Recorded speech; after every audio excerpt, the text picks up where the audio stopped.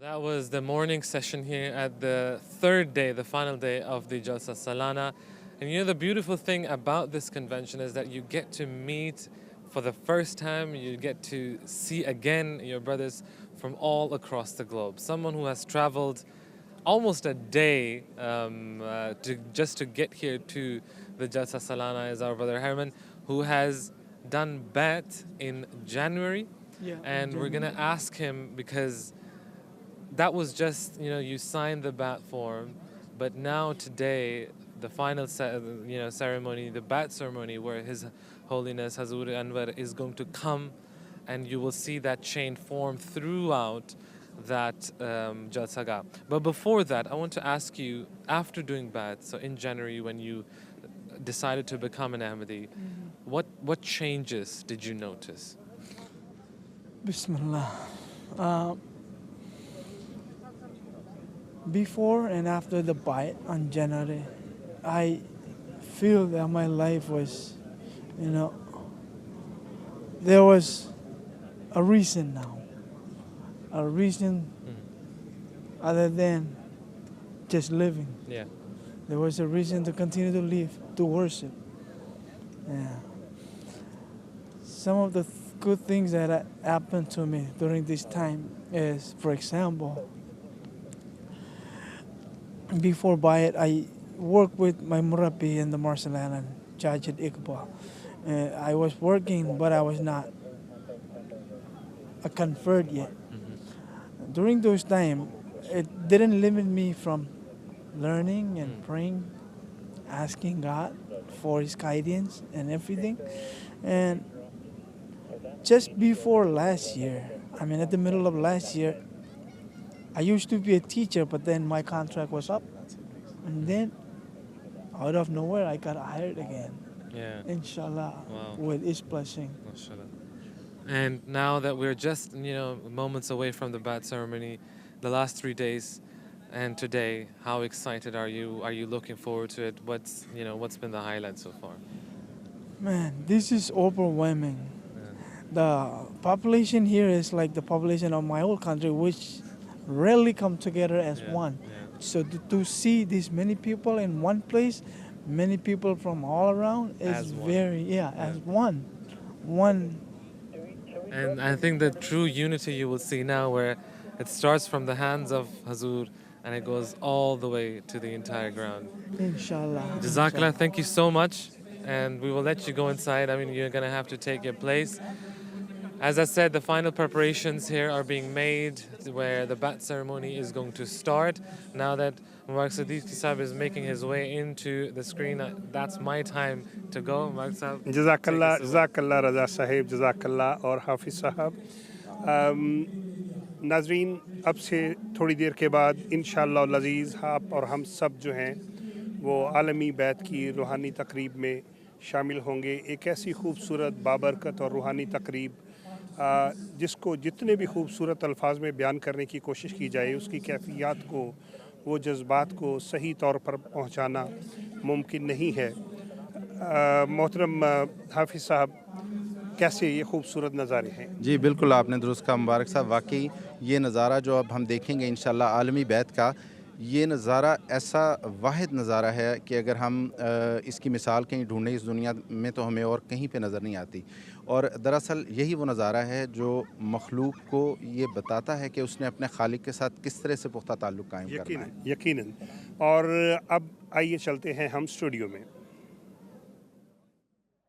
Right, Jazakallah, gentlemen. Excellent reporting from the field. Now we are here in the studio with Murabbi Saab to tell us a little bit more about what's going on in social media. Saab, last day of Jalsa, you know how it is. We want to show all your content. So as you can see, we have all our children enjoying Jalsa. Faraj Saab kicking back, enjoying his Jalsa speeches, and even people on site as well, showing their pictures. And more children also at home listening to the Jalsa Salana. We need these chairs in studio next year. Definitely, and this must be the cutest little dress I've ever seen. MashaAllah, everyone's sending their Jalsa Mubarak messages.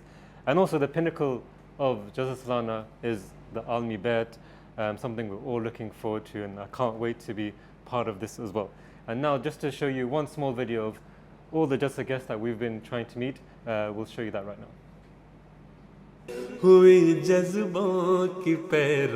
Jalsa Salana UK is the international Jalsa Salana where MD Muslims and people from all around the world are coming together to join these events.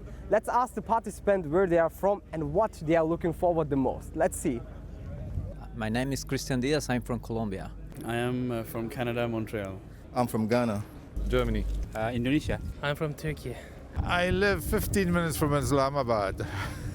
It's been a great experience having people here around from different parts of the world and keeping in mind that they want to build peace, unity and brotherhood. So we are so happy to be part of this great event. I want to meet Hujur. I think it's the Alami Bai'at, International Bai'at ceremony. It's always a moment of, I think, refreshing your Bai'at, and I'm eager to be able to witness that again. My highlight of the Jalsa Salana was, how can I explain this?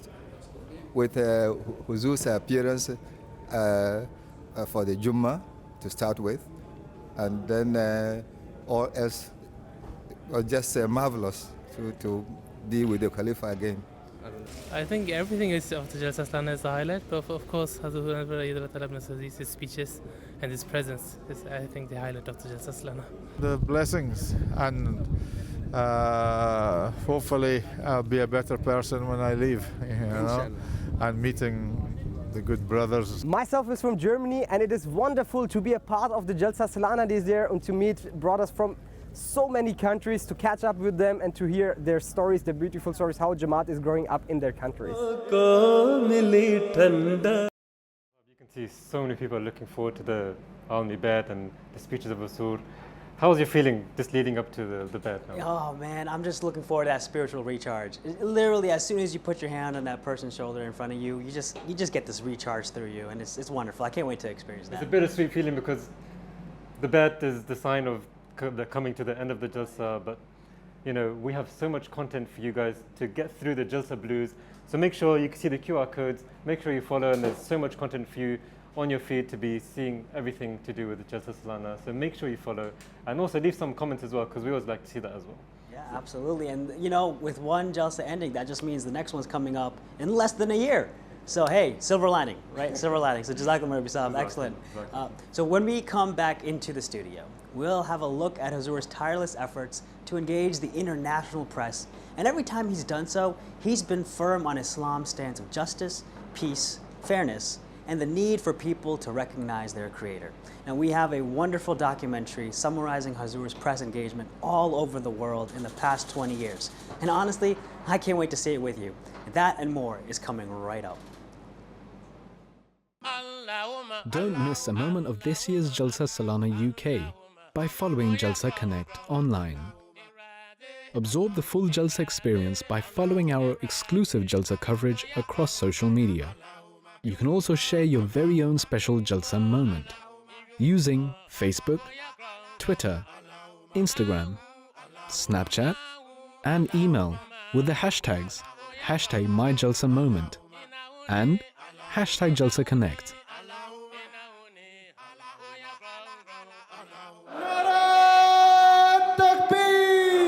हम मुसलमान हैं खुदा ताला के फ़ैसले के मुताबिक जिसने हमारा नाम मुसलमान रखा है। आज कौन सी जमात है जो बहैसियत जमात अल्लाह की तरफ मशरिक़ में भी बुला रही है और मगरिब में भी बुला रही है, शुमाल में भी बुला रही है और जनूब में भी बुला रही है।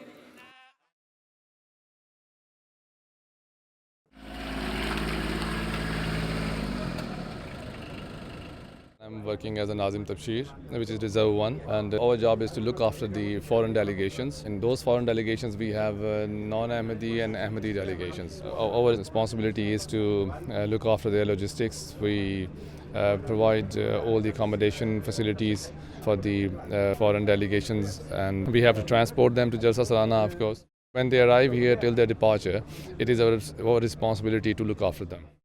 In Jalsa, there are always challenges. We need the information from the country, that how many delegations are coming, and then we have to, arrange their lodging and their transportation. They have their own cultural and traditional things which we have to look after, especially as far as when we talk about the food. Yes, there are different people, some eat spicy, some don't eat spicy, so we have to look after that.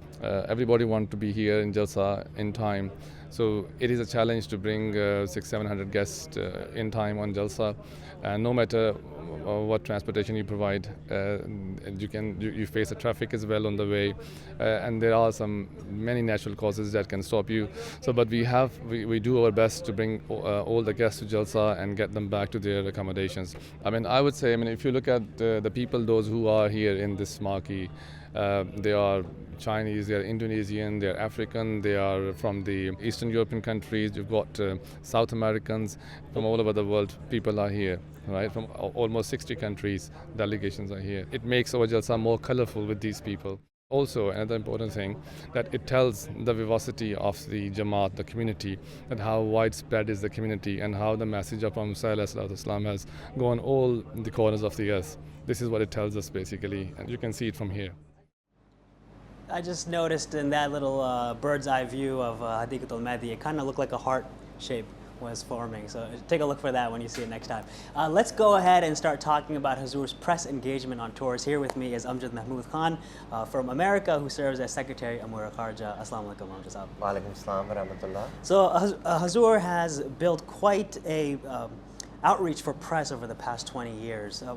You've had the opportunity to lead quite a few press tours for Hazur in America. Tell us, how have the press been reacting to Hazur?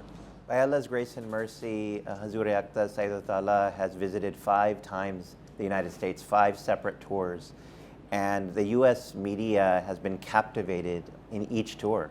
I've been able to observe closely each of these tours. In 2012, particularly in Capitol Hill, when Hazur Aqtas gave a magnificent address to members of Congress, and the press was captivated by that. There were so many stories in mainstream press, the Washington Post and otherwise, talking about his message of justice.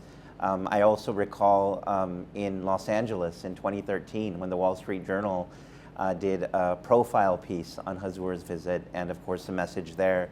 Philadelphia, the press in Philadelphia were captivated by Hazur's message, where he talked about wiping away the tears of our neighbors, and that phrase and the entire message was covered by all of the main press there. And then most recently with Zion in particular in 2022, that was probably the most extraordinary press coverage that we've seen. So every trip of the Khalifa, every tour of the Khalifa is blessed with media coverage. Now, before we dive into Zion a little bit further, I wanted to talk about how typically we see Islam have a negative spin in the media. How have you seen that change? Are you seeing that evolve? Is when these journalists are meeting with Hazur, do their eyes just open up? They do, because there is a lot of Islamophobia and a lot of bigotry and a lot of negative attention. But when Hazur visits a particular city, immediately there is a positive vibrancy in the message, and the press latches onto it because it's a message of change. It's a message of admonition and warning. It's a message that is sorely needed for the American people. It's like an elixir. For example, the prevention of world war is a message, stopping world war, or ensuring just relations between nations, or serving your neighbors. These are messages that typically you don't hear from American Muslim leaders, but when Hazur visits, these are fresh messages for the people. So let's wax a little eloquently on Zion, because this is not just a one-week media trip.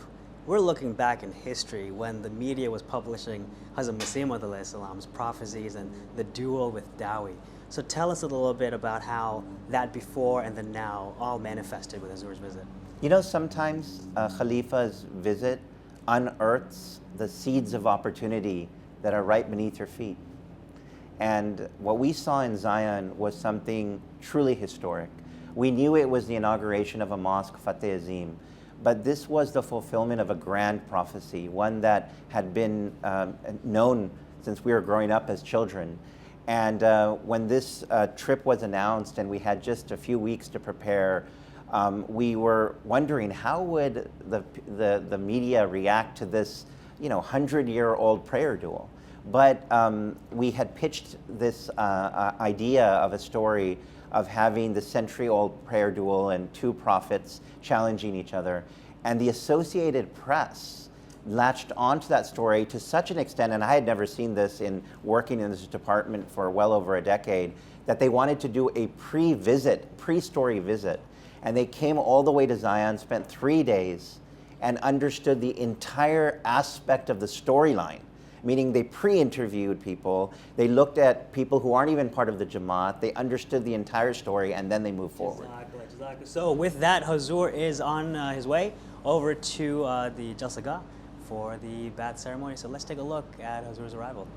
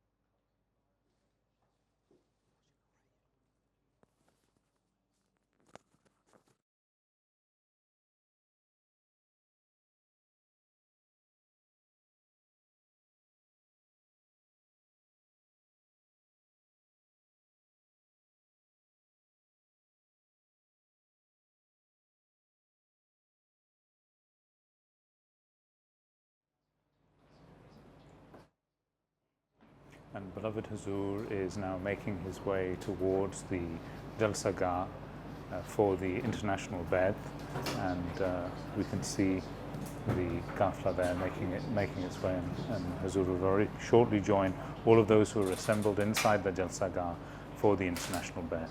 And the international Bai'at, as we know, that very special moment, and all of you at home will be able to join in the international Bai'at as well. And it takes nothing more than you repeating the words after Hazur, and you will be part of this historic 30th international Bai'at. देखो खुदा ने एक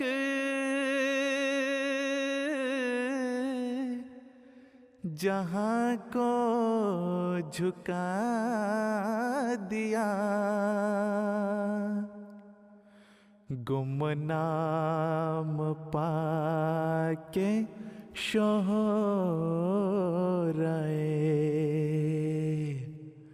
आलम बना दिया आलम बना दिया आलम बना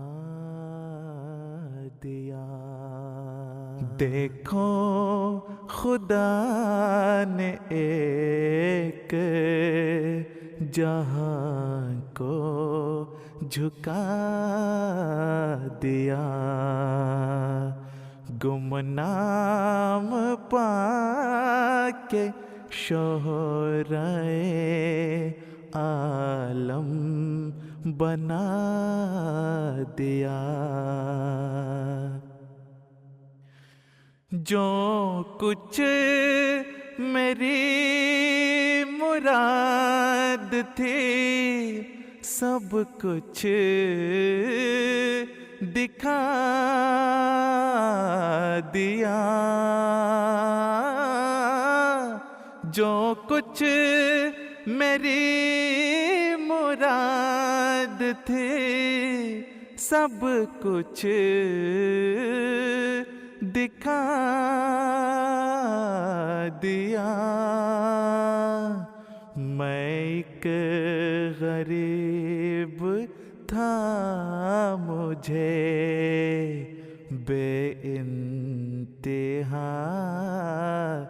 दिया मैं एक गरीब था मुझे बेइंतहा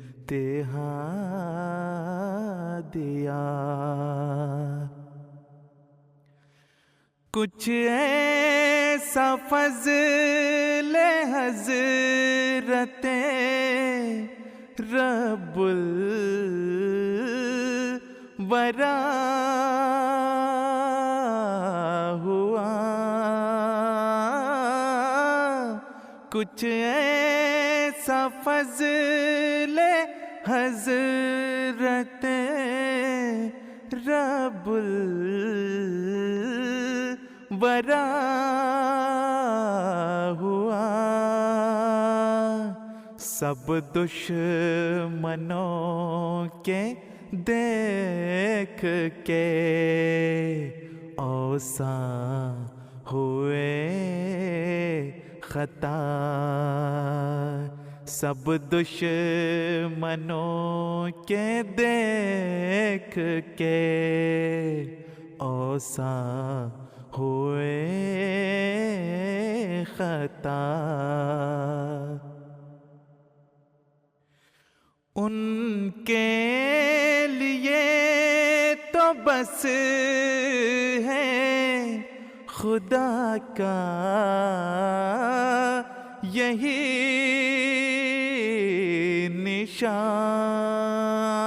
निशान उनके लिए तो बस है खुदा का यही निशान यानी वो फज़ल उसके जो मुझ पर है हर ज़मान ऐ सोने वालों जागो के वक्त बहार है ऐ सोने वालों जागो के वक्त बहार है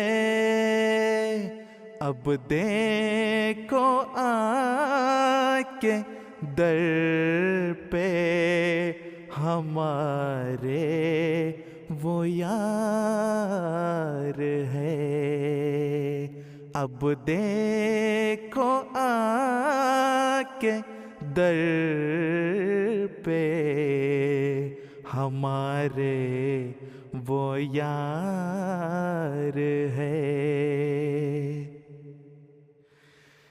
जितने दरख्त जिंदा थे वो सब हुए हरे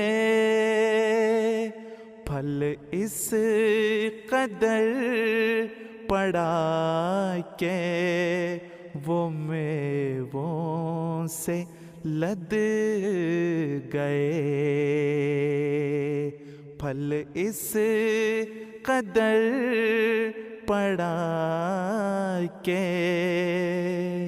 वो मेवों से लद गए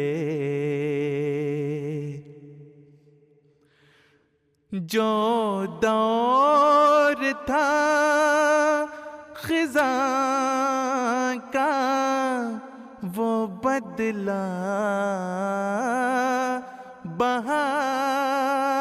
بہار سے جو دور تھا خزاں کا وہ بدلا بہار سے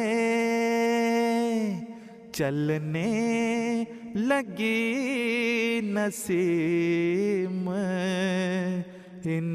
عنایات یار سے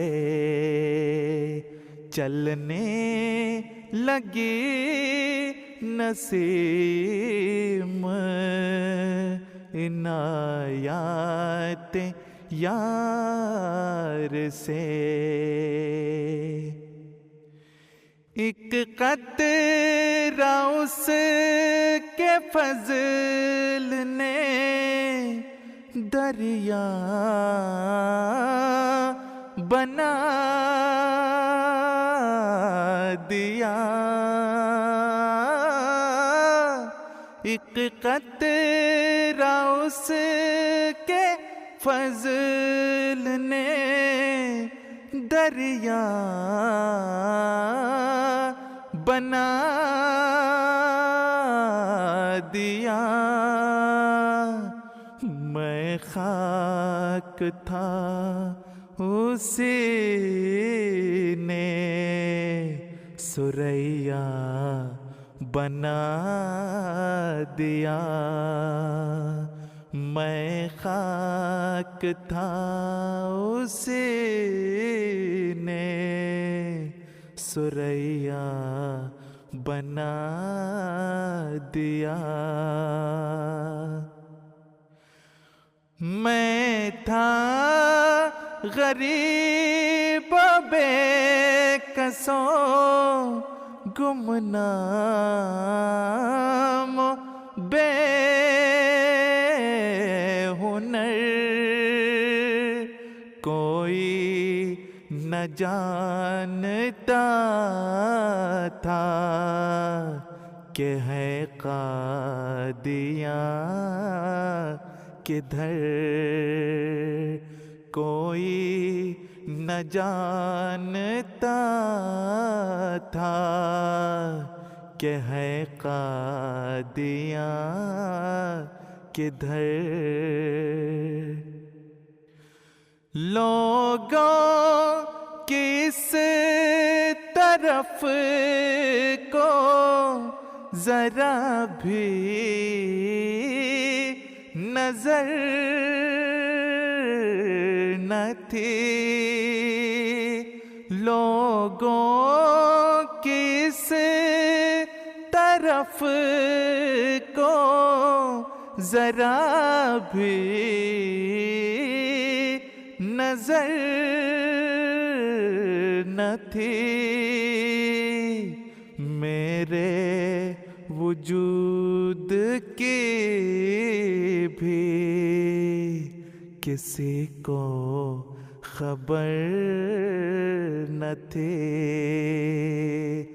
میرے وجود کی بھی کسی کو خبر نہ تھی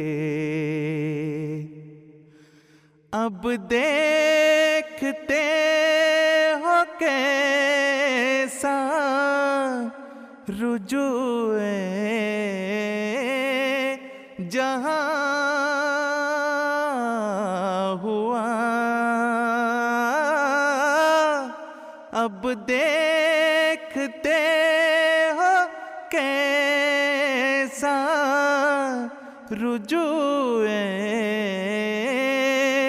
جہاں ہوا ایک مر جائے خواص یہی قادیاں ہوا एक मर जाए ख्वास यही कादिया हुआ एक मर जाए ख्वास यही कादिया हुआ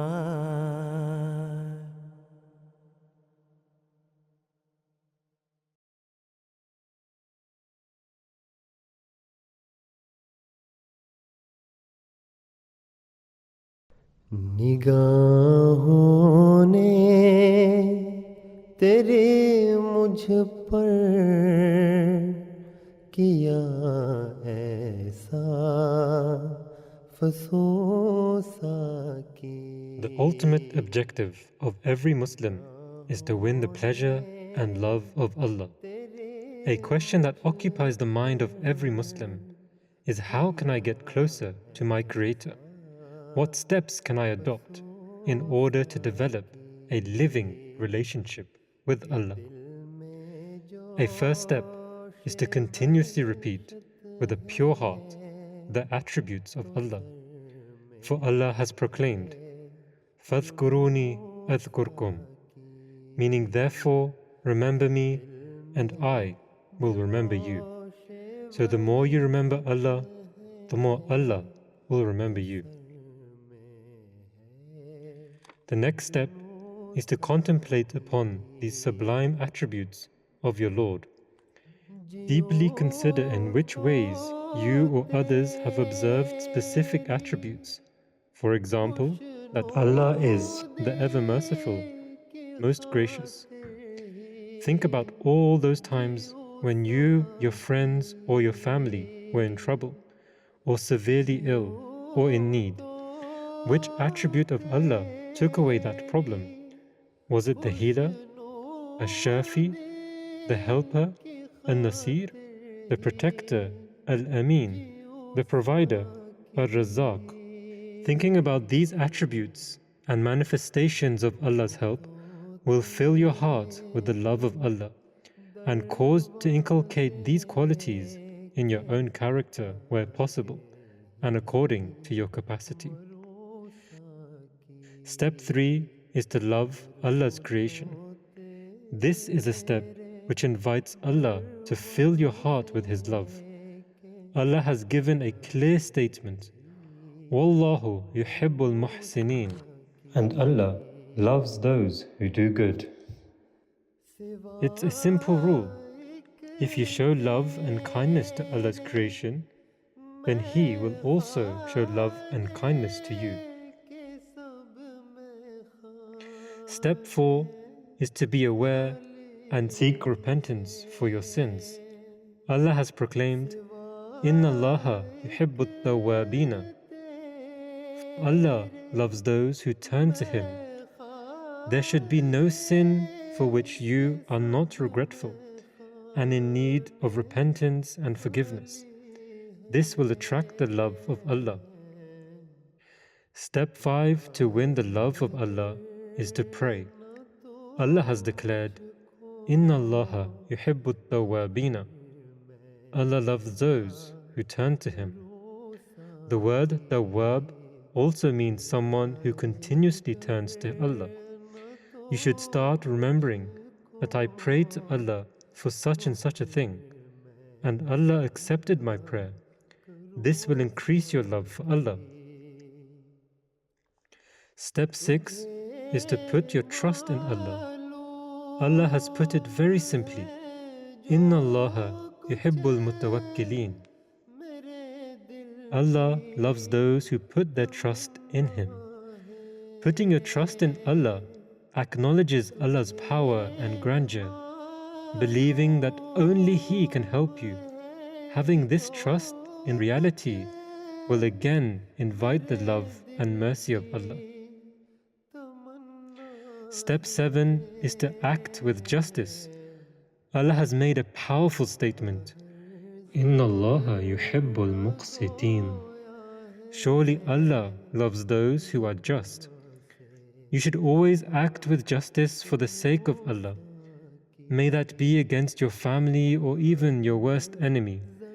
This will ignite the love of Allah in your heart, and in turn, Allah will love you. Step 8, to win the love of Allah, is to act with taqwa. Allah has stated a simple and beautiful rule. Inna Allaha yuhibbul muttaqeen. Verily Allah loves the God-fearing. What is taqwa? Everything you do should be for Allah's pleasure. Avoid sin not because it is a sin. Avoid because Allah has commanded to stay away from it. Give sadaqah not because you want people to consider you righteous. Give it because Allah has commanded it. Step 9 is to adopt the attributes of Allah. By adopting the attributes of Allah where possible, you are showing that you love Allah so much that you wish to become like Him. In turn, Allah will love you for adopting His attributes. And step 10 is to study the nature of love. Allah the Almighty says, فِطْرَةَ اللَّهِ الَّتِي فَطَرَ النَّاسَ عَلَيْهَا, and follow the nature made by Allah, the nature in which He has created mankind. Allah has already given you the capacity to love. What makes you love something? Apply the same principle to Allah. These are the 10 steps narrated by Hazrat Muslim Maud Raziyallahu Anhu to win the love of Allah.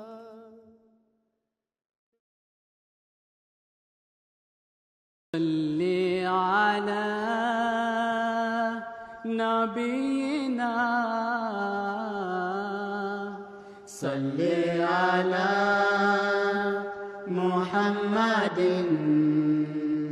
صلي على رسولنا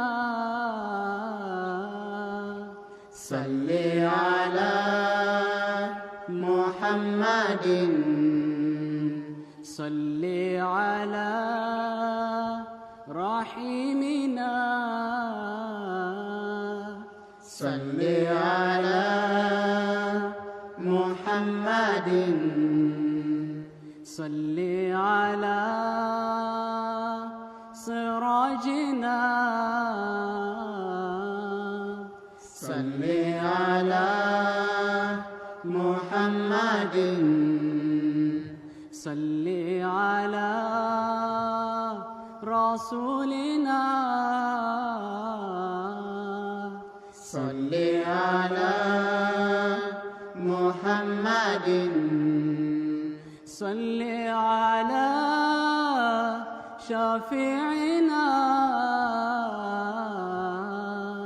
صلي على محمد صلي على حبيبنا صلي على محمد صلي على منيرنا صلي على محمد صلي على مبيننا صلي على محمد صلي على نبينا صلي على محمد صلي على محمد صلي على محمد صلي على نبينا صلي على محمد صلي على رسولنا صلي على محمد صل على رحيمنا صل على محمد صل على سراجنا صل على محمد صل على رسولنا صل على محمد.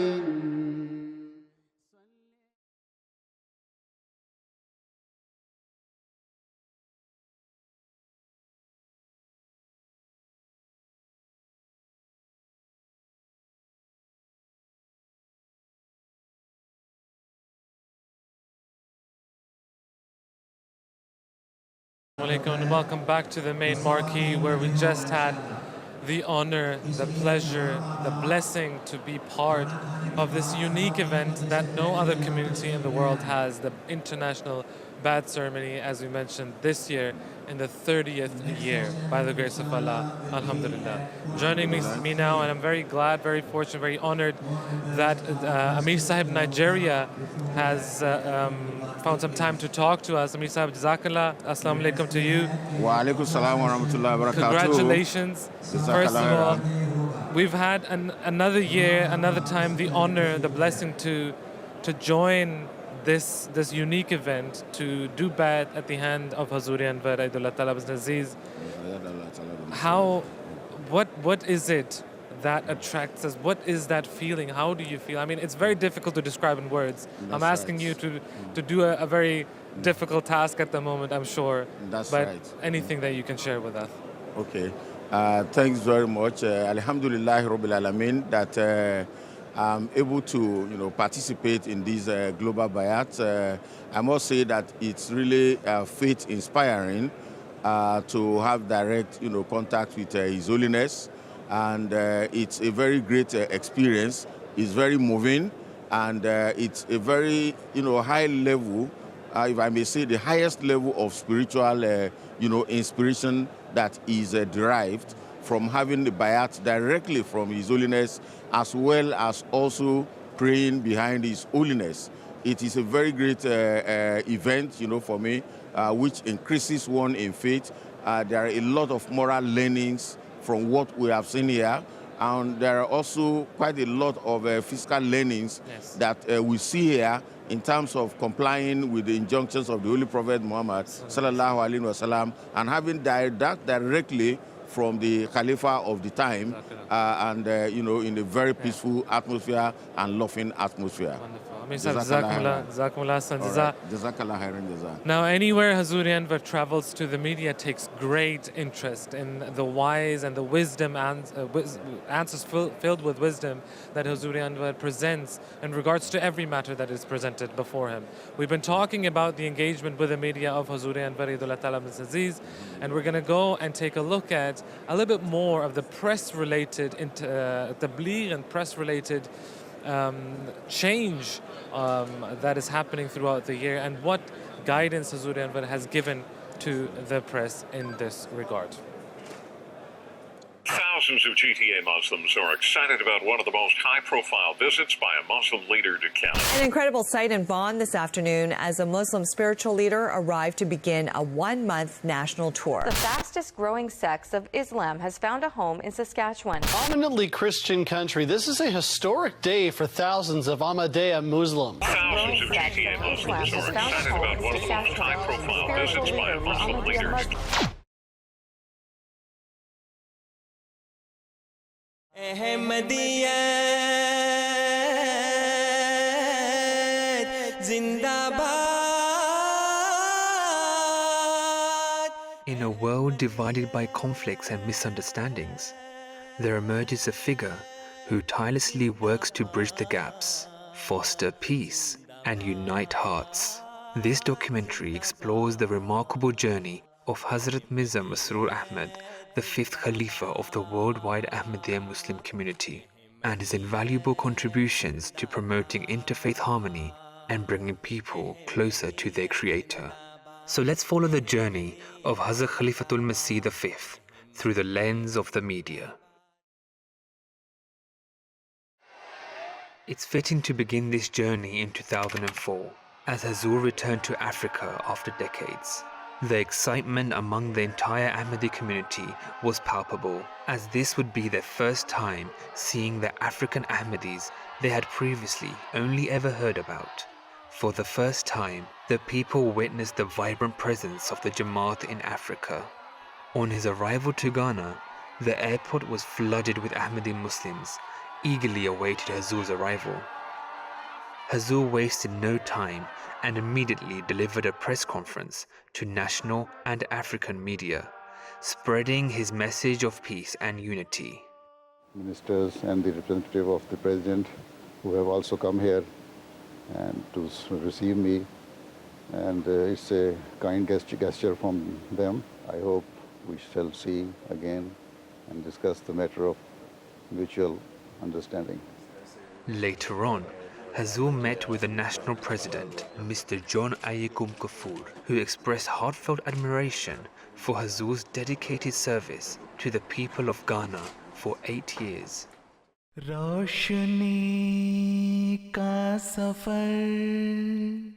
The following years saw Hazur embarking on extensive tours culminating in a momentous visit to Mauritius and then Qadian, India in late 2005. Hazur engaged in various media outlets during this journey, imparting Islamic teachings and emphasizing the importance of peace. खिलाफत अहमदिया के 100 साल पूरे होने पर तमाम दुनिया के अहमदी ये दोहराएं अशहदो खिलाफत के बिना अपना. In 2008, a historic milestone was marked as the Ahmadiyya Muslim community celebrated 100 years of the institution of Khilafat Ahmadiyya. Prior to his second visit to India, Hazur shared his profound wisdom in an interview with The Times, shedding light on the message of peace and tolerance in the face of persecution. The people have realized that according to the prophecy, the person who was to come has come because the time has already lapsed. Secondly, they are very much enlightened. Thirdly, they have now known the nature of these so-called religious leaders or mullahs.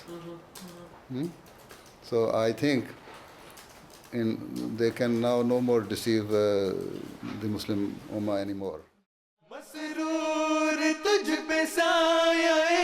In 2012, Hazur embarked on a visit to the United States and Canada, fearlessly sharing the message of peace in Islam and the importance of uniting mankind under God while avoiding conflicts. No one can ever claim that in any society, country, or even the entire world, there can be disorder or a lack of peace where justice and fair dealing exists. It is also made clear that all people should be granted equal rights without any discrimination or prejudice. This is the key and golden principle that lays the foundation for harmony between different groups and nations and for the establishment of peace. Hazur's influence extended to the European Parliament in 2012, where he delivered an address to European leaders emphasizing the need for unity, giving rights to immigrants, and striving for world peace. Prior to the event, he sat down with various media outlets during a press conference. All the religions came from God. Even not only some few prophets which were mentioned in Bible or the Holy Quran, but we go further to say that there were more than 100,000 prophets in the world, and even Quran says that in every nation there was prophet. And all of them brought the same message from Allah. If God is one, then the message should also be one.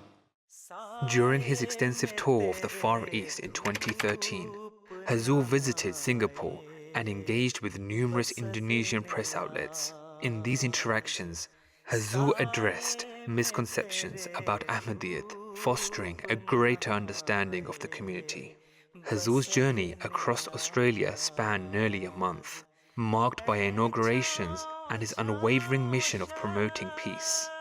The global Ahmadiyya community, Mirza Masroor Ahmad, is currently visiting Australia for the first time since 2006. The Australian Broadcasting Corporation conducted a nationally televised interview, providing a platform for Hazur to discuss his tireless efforts. As far as interfaith dialogues are concerned, it is, we are being widely accepted everywhere. And our motto, love for all and hatred for none, is liked everywhere. Ki te whakarewa I te puka tapu a te whakapono Muslim I roto I te reo Māori, anei ngā whakamahuki.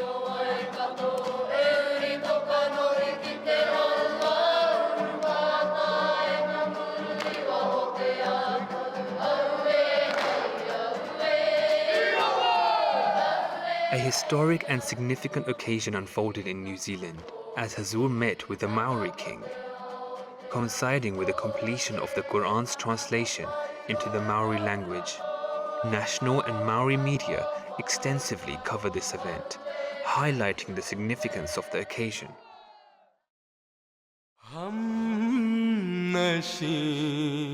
In 2015, a significant moment occurred when Hazur addressed the Dutch Parliament, emphasizing Islam's solution to peace. Prior to the event, he engaged in interviews with various media outlets. I think the Ahmadiyya, they have a new vision on the road to peace, which includes human rights, free speech, democracy. And I think it's very important that we in the West, we know about that. In 2016, Hazur embarked on an extended tour of Canada, solidifying his reputation as a champion of peace. During this tour, he visited the Canadian Parliament, met with the President of Canada, Justin Trudeau. Mirza Masroor Ahmad, head of the worldwide Ahmadiyya Muslim community.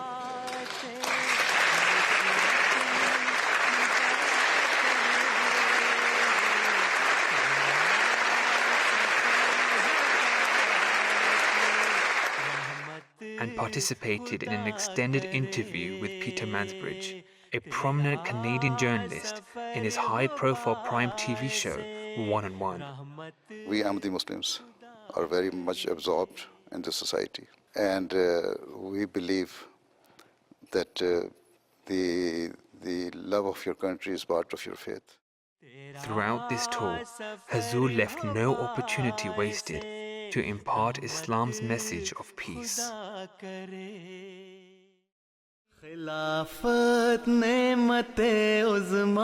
Back in the United States in 2018, Hazur inaugurated the first purpose-built mosque in the city of Philadelphia. His efforts and love towards the local community did not go unnoticed, as he was awarded the key to the city by the mayor. Prior to the event, Hazur shared his thoughts in a press conference. Founder of the Ahmadiyya community said that I have come for two main purposes. One is to make the people realize their duties, their recognition of their creator, duties towards their creator, and second, to let the people realize their duties towards their fellow beings. During the same tour, Hazur made a historic visit to Guatemala, where he inaugurated a hospital built by Humanity First. La comunidad musulmana inaugura el Hospital Nasir en Santiago, Zacatepeques, que beneficiará con servicios de alta calidad la salud de los guatemaltecos. This hospital aimed to provide accessible medical care to a community that previously had to travel long distances for treatment. After the event, Hazur eloquently highlighted the significance of the hospital. हमारा यही होता है कि जो deprived इलाके हैं उनमें ज़्यादा से ज़्यादा खोलें कमाना पैसा कमाना हमारा मकसद नहीं है खिदमत खल्क करना हमारा मकसद है खिलाफत है इन नाम In 2019, Hazur once again demonstrated his unwavering commitment to peace, education, and the rights of women. He carried this very message to the headquarters of UNESCO. The Holy Prophet Muhammad, peace and blessing of Allah be upon him, was elected as the head of the state, and under his leadership, the covenant proved to be a magnificent charter of human rights and governance, and it ensured peace between the different communities. खुदाए पाक की गालिब हुई तकदीर Zion में. Hazur's 2022 visit to Zion, Illinois, marked his first international trip after a prolonged absence due to COVID restrictions. He inaugurated the Fateh Azim Mosque and shared his wisdom with local leadership, emphasizing the victory of the promised Messiah that the mosque symbolizes. We present the key of the city of Zion to His Holiness. To the mayor for giving me the key of this town, and I'm sure that now the key of this town is in the safe hands. بك الحول يا قيوم يا منبع الهدى. These remarkable events, along with numerous press interviews and conferences, vividly depict the unwavering commitment of Hazrat Khalifatul-Masih, may Allah be his helper. Each press interaction and conference served as a platform for Hazur to deliver his powerful message, captivating audiences and fostering a deeper understanding of the values he champions. Together, these events paint a vivid picture of Hazur's remarkable journey as a champion of peace, a promoter of interfaith harmony, and a dedicated servant of humanity. जिस तरफ देखो वही नूर नजर आता है. Assalamu alaikum wa rahmatullahi wa barakatuhu, and welcome back to the studio here at Hadeeqa-tul-Mahdi, where I have to say that during the Bai'at there was not a single dry eye in the entirety of Jalsa Salana. We all had the privilege of being not just witness to, but to be able to participate in this enormous blessing of the Jamaat, the international Bai'at, the Almi Bai'at. And Hazur mentioned that over 200,000 MDs on this occasion were able to join this blessed Jamaat. And we are very lucky also now that we are able to speak with MDs all over the world, including first to Latvia and Fazli Omar Sahib. Assalamu alaikum, our brothers in Latvia. क्या हाल है आपका? आप बताएं, आपने भी हिस्सा लिया इस आलमी बैत में, आपके क्या जज्बात हैं? जी वालेकुम अस्सलाम वरहमतुल्लाहि वबरकातुहू. अल्हम्दुलिल्लाह, जैसे हर एक अहमदी के जज्बात होते हैं, अल्फाज में उनको बयान नहीं किया जा सकता, लेकिन अल्लाह ताला का ख़ास फ़ज़ल एक इस तरह का रूहानी माहौल होता है कि हम अंदर वो तब्दीली महसूस करते हैं. और अल्हम्दुलिल्लाह सब यहाँ पे बहुत खुश हैं. अल्हम्दुलिल्लाह एक काफ़ी अरसे बाद ये इतना ज़्यादा अवाम का जो है वो हमने समंदर देखा अल्हम्दुलिल्लाह बैत के लिए भी. तो अल्हम्दुलिल्लाह बहुत खुश हैं सब. बहुत बहुत शुक्रिया जी ज़ाकिल्लाह. नाज़रीन, जैसा कि आप देख सकते हैं कि हमारे साथ थाईलैंड से भी अहबाब जमात जो हैं वो मौजूद हैं, और थाईलैंड के नेशनल प्रेसिडेंट मोहतरम ऊंग साहब से हम कुछ बात करते हैं. अभी आपने देखा आलमी बैत भी अल्लाह के फ़ज़ल से ये तकरीब जो थी मुनक़्क़िद हुई और आपने भी उसमें हिस्सा लिया, तो कैसा लग रहा है आपको जलसे में रिमोट कनेक्शन के ज़रिए शिरकत फरमा के? Assalamu alaikum. Mashallah, it is God's planning. First, I would like to say Jalsa Salana UK Mubarak. By the grace of Allah, with the help of team MTA and media, electronic, we are again able to watch the Jalsa Salana UK. We see the people come from various countries, Ahmadi and non-Ahmadi, sitting, watching together in big number, mashallah, showing the unity of the Jamaat Ahmadiyya, so that we see the true image of Islam. बिल्कुल बिल्कुल माशाल्लाह और बड़ी खुशी हो रही है आपको देख के जज़ाकुमुल्लाह हसनुल जज़ा और बिल्कुल हमारे साहब जैसा कि and really amazing to see all of these MDs all over the world being able to take part in this Almi Bai'at, and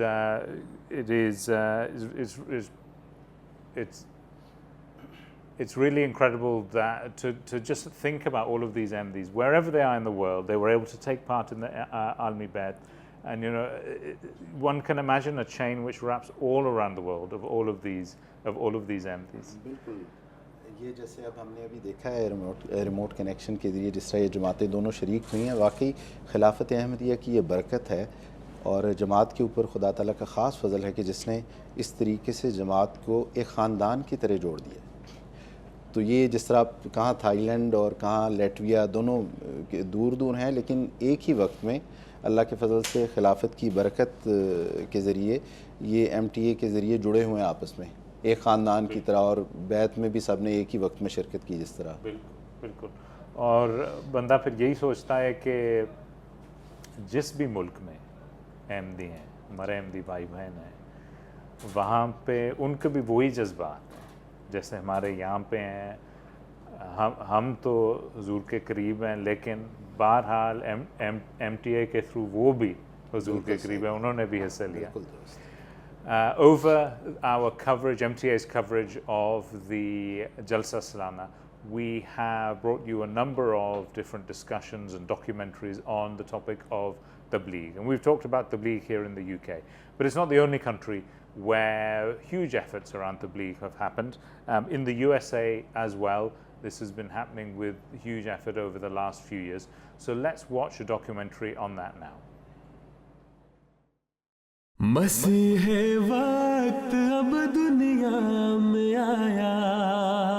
I have dedicated the whole of my life not to confine the spread of the light of truth to the Oriental world, but as far as it lies in my power, to further it in Europe, America, where the attention of the people has not sufficiently attracted towards proper understanding of the teachings of Islam.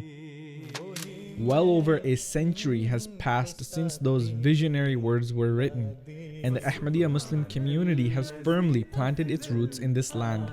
The tireless dedication of the community has continued to see the fulfillment of the promise made by God to the promised Messiah alayhi salam himself.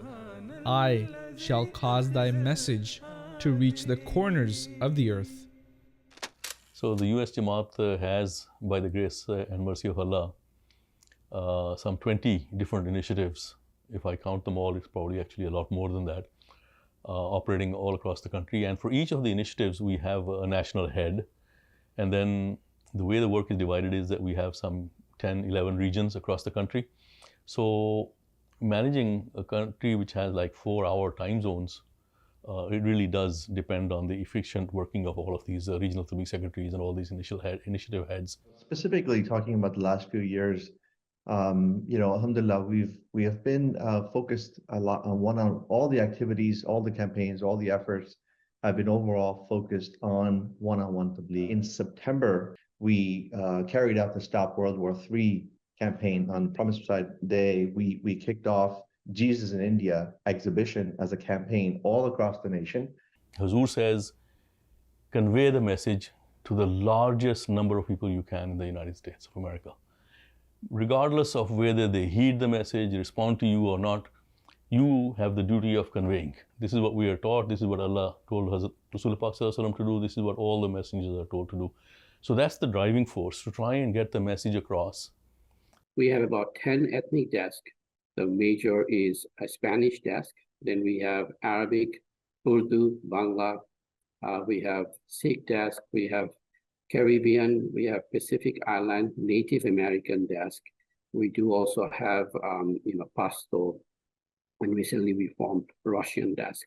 And we in the beginning phases of forming Turkish desk. As you know, Spanish desk is the largest ethnic desk for Tabligh in the United States, because the target population that we have in the United States and its territories is roughly around 62 to 70 million around the clock. We have 6 Spanish-speaking missionaries that are assisting with this effort, along with other volunteers that are continuously working, arranging book fairs, one-on-one tabligh, town hall meetings, food distribution to needy, pamphlet distribution.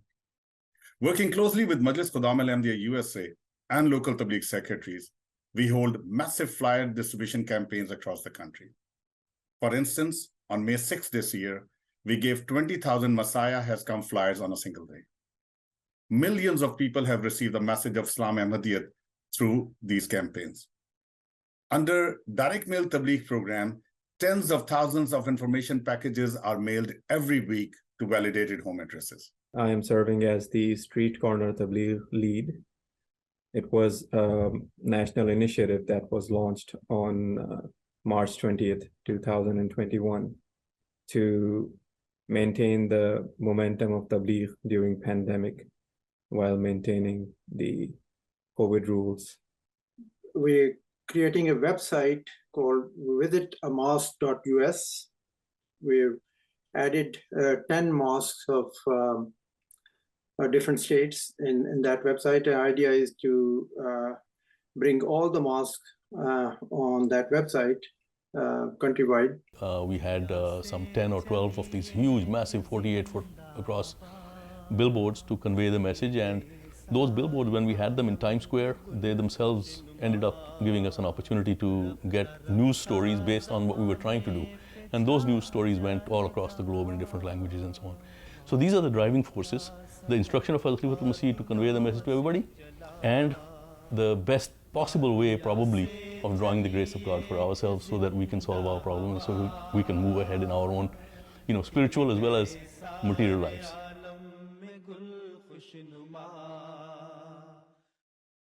Every year, the Lajna Gah is always full of attractions, and this year is no different, such as the bookstore, Humanity First, exhibition, and tuck shop.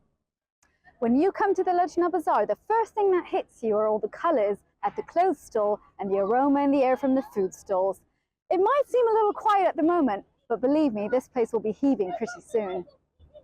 Lajna have been working tirelessly to prepare delicious snacks for everyone to enjoy at the bazaar. And of course, in case it gets muddy, there's always an extra kurta as a backup. And look, here they all come. The bazaar is an accessory to Jalsa, but the main purpose is to increase our knowledge during the next 3 days. So let's pay heed to Huzur's guidance and visit the exhibition. This year's exhibition highlights the Lajna centenary, and this interactive roadmap of the journey Lajna Imala have been on is particularly interesting. Make sure you scan the QR code to learn some fascinating pieces of information. And of course, don't miss out on the quiz at the end. You can either do it on a tablet or simply scan a QR code. You can find an array of merchandise and lots more here at the Humanity First store, where volunteers have been working tirelessly to raise funds to send to Humanity First so they can carry on serving mankind around the world. That's where we started at the bookstall, with hundreds of books on various topics for all ages. The best part is they even have contactless payment. With our joy we will sing Alhamdulillah, Alhamdulillahi Rabbil Alameen. आज हर जर्रा सरे तूर नजर आता है, जिस तरफ देखो वही नूर नजर आता है।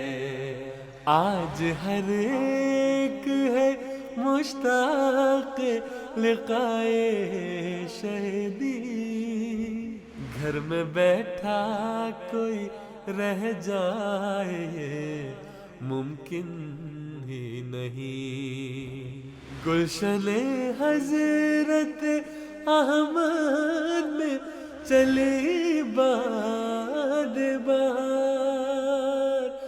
अबर रहमत से बरसने लगे पैहम अनवार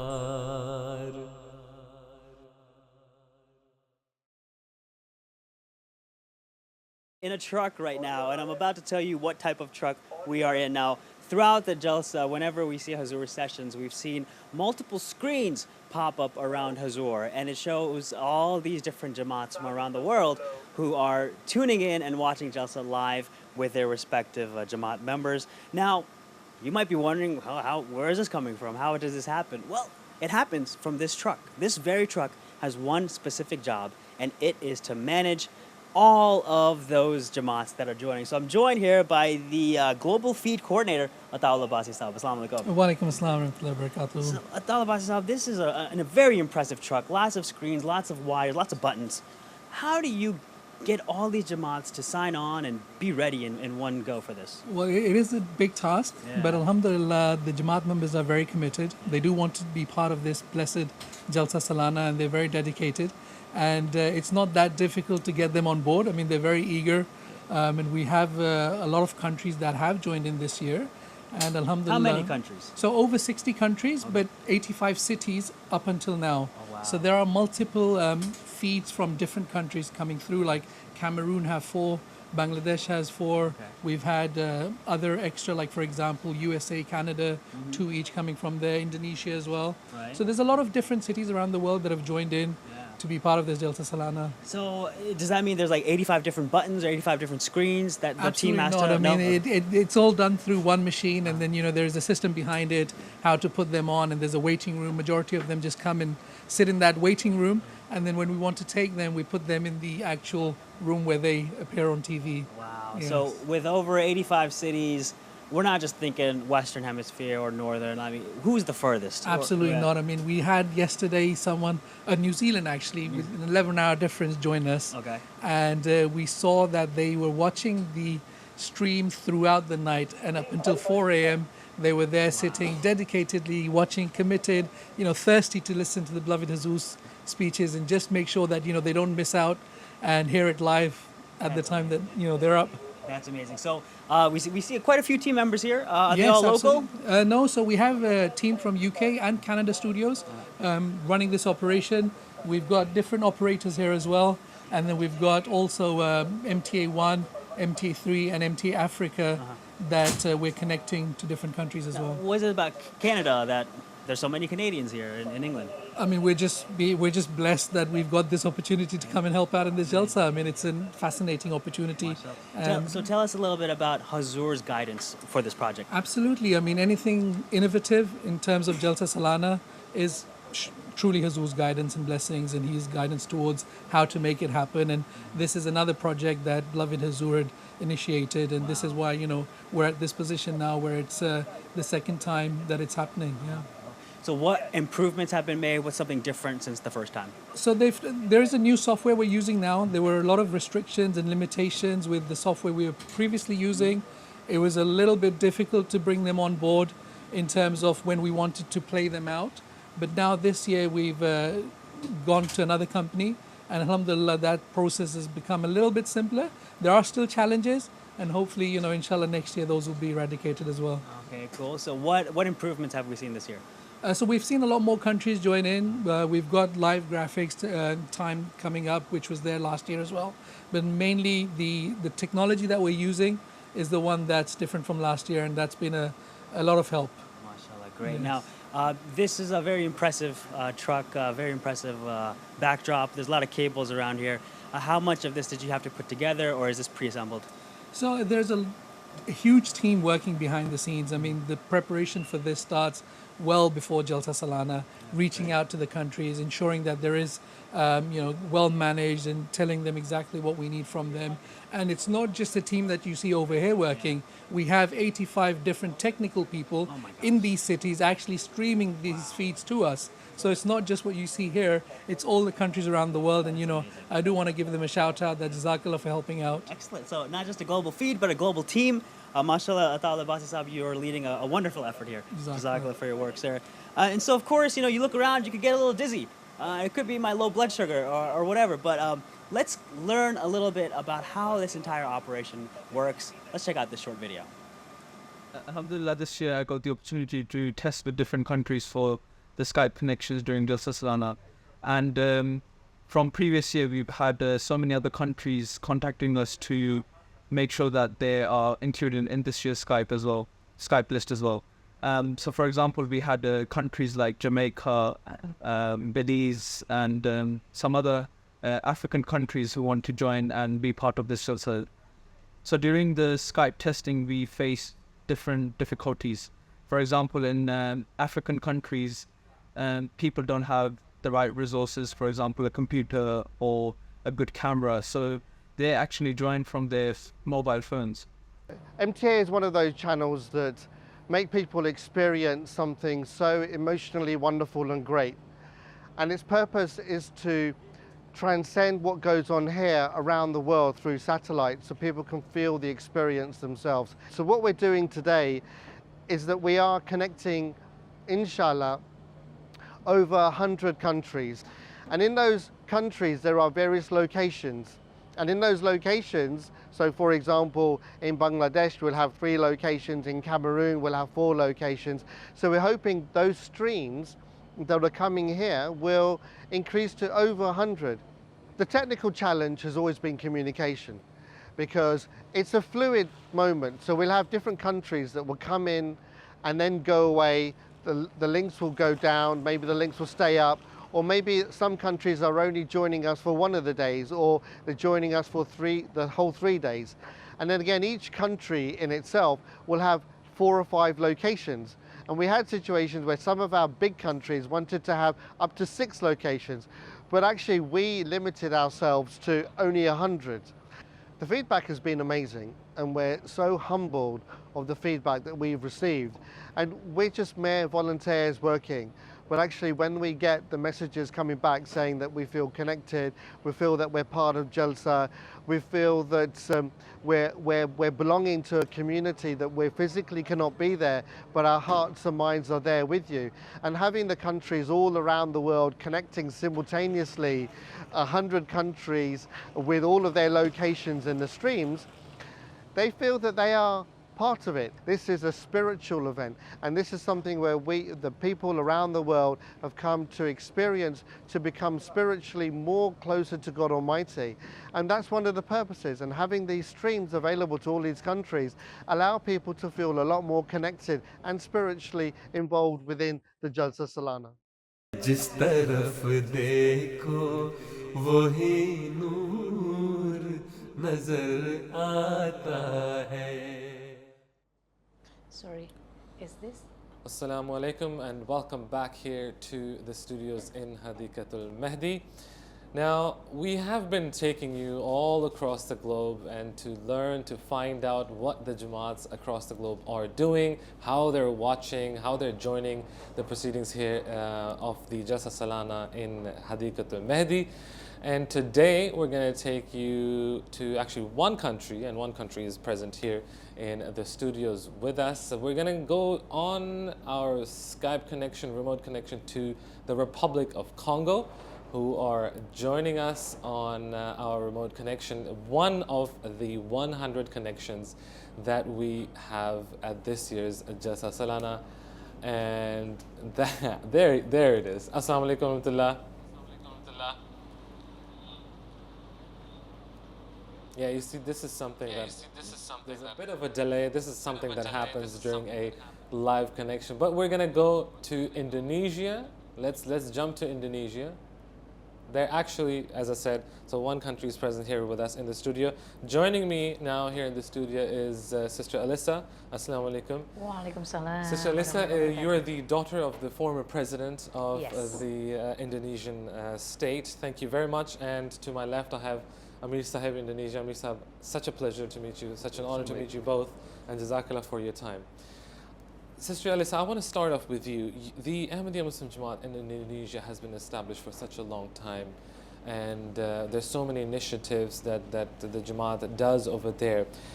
What, in your eyes, what has been the contribution of the Jamaat to the Indonesian people, to the Indonesian country, and overall, what has been your experience, your observation? Well, it would take a long time to cover all of that, but we have the Ahmadi community in Indonesia very active in serving the community and working, especially within their faith community. So they're always present, and also they have these many activities that would engage people from different background, and also, like, for example, currently we're doing the youth leadership program from across interfaith organizations, and Jamaah Ahmadiyya Indonesia has been very active in that also. So we have the service at the grassroots level, we have the part of Jamaah Ahmadiyya Indonesia as part of the civil society movement. We have also, of course, the faith-based theological, dialogue, and part of the challenges that the Ahmadis in Indonesia are facing, we are currently working on the advocacy of their rights also. So all kinds of contribution, of course, to the society. But it's very when you talk about the Ahmadi in two civil society organizations, Jamaah Ahmadiyya Indonesia is always present. Jazakallah for that. Thank you very much. Amir Sahib, where does all of this come from? This inspiration for, Sister Alyssa mentioned the grassroots level, the youth. Yes. Where does that inspiration come from? Where does that drive come from to serve, to be actively engaged, not just in your local communities, but on a larger scale, to serve your country, to be loyal to your country? Yes, always we work together with an organization like NU in Indonesia. It's the big organization, and Muhammadiyah and so on. That we always join with them in all the mankind, and like mankind, serve mankind, or without difference. Yes, without difference. And means with different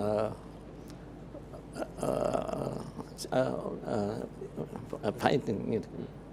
But Alhamdulillah, the grace of God, Indonesia is good because we have 5 principles. That is Pancasila. Yes. Pancasila for our Indonesian. Yes. We also Jamaat Ahmadiyya also is the principle of the Caliph said that ये आपके पुराने जो साबिक अमीर साहब थे जामे के हिसाब से, क्योंकि अमीर साहब आपको भी हम बताते चलेंगे, हम यहाँ पर MTA पे हमने जो इस साल का थीम है वो है इशाते इस्लाम का, 21वीं सदी में इशाते इस्लाम। तो उस ज़मीन में जमात अहमदिया इंडोनेशिया में जो जामिया इस्टेब्लिश है उसके बारे में हम अभी क्लिप भी देखेंगे। उसकी क्या खिदमत है, अमीर साहब ने उसका क्या खिदमत की, क्या उस छोटा सा आप क्या हमें मुख्तसर तौर पर क्या बता सकते हैं? जी, अमीर साहब अलमरहूम मतलब जी बिल्कुल, ये बहुत उन्होंने वो बहुत खिदमत करने की जो हम सब लोगों के लिए इंडोनेशिया में बगैर क्या कहते हैं जो भी है इंडोनेशियन या जो तो हम इस्लामी जो इस तरह हम ना कॉन्गो की तरफ जाते हैं, फिर टाइम हुआ तो हम करेंगे. Sister, thank you very much to you as well. We're going to try to reconnect to Congo. There are some brothers waiting for us there. Let's do that one more time. Assalamu alaikum wa rahmatullah.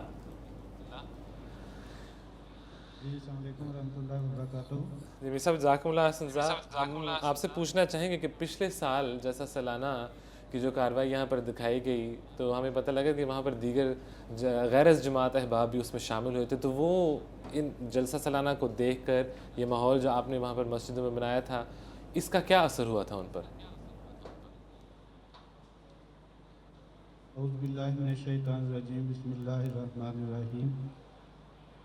अल्लाह ताला के फजल से यहाँ 8 centre हमने कायम किए हैं जहाँ पे जलसा सालाना लाइव देख रहे हैं।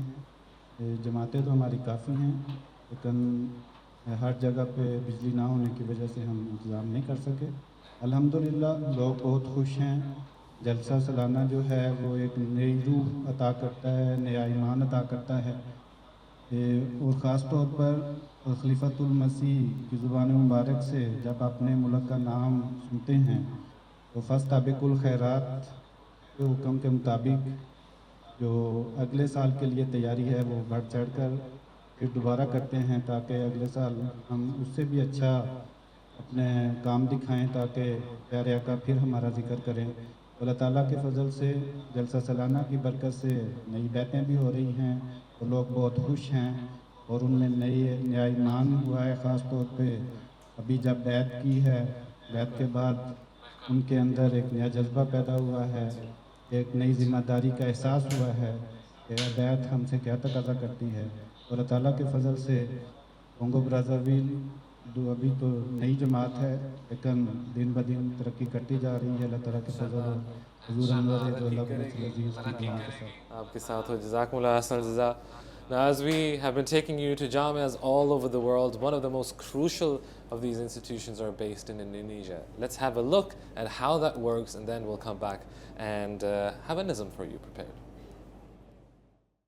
The origin of Jamia Ahmadiyah Indonesia began in 1973 in a small town of Tasikmalaya. At that time, it was still called the Mubaligin Course. It was only in 1983 that the name Jamia Ahmadiyah Indonesia was used, and the location was moved to Bandung. In 1985, Jamia Ahmadiyah Indonesia moved again to Markas in Kemang. In the beginning, only few people signed up for the Mubaligin course, but by the grace of Allah, today the number of students in Jamia Ahmadiyah Indonesia has reached 115. In 2009, the Tafizul Quran class was also opened. A total of 60 students have graduated from this class.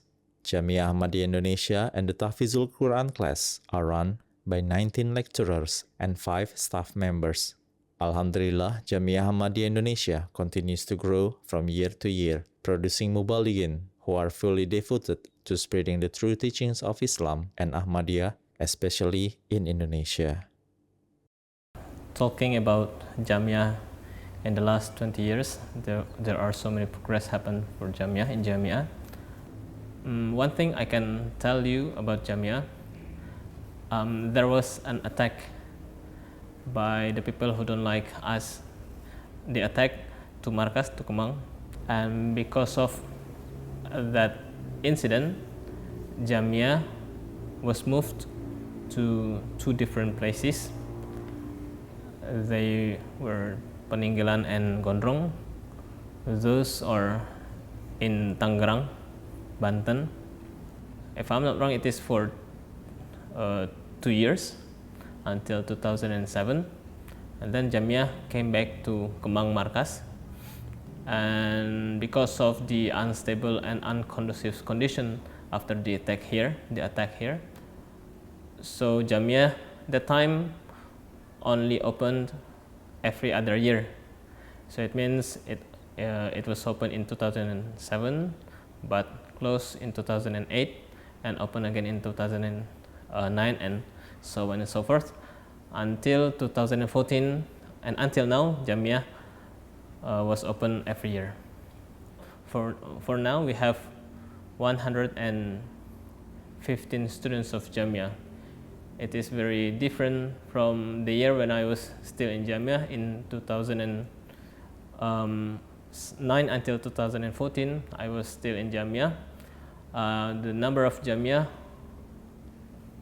only 27 for 1 year, Jamia, from the first degree until the last degree, the last class in Jamia.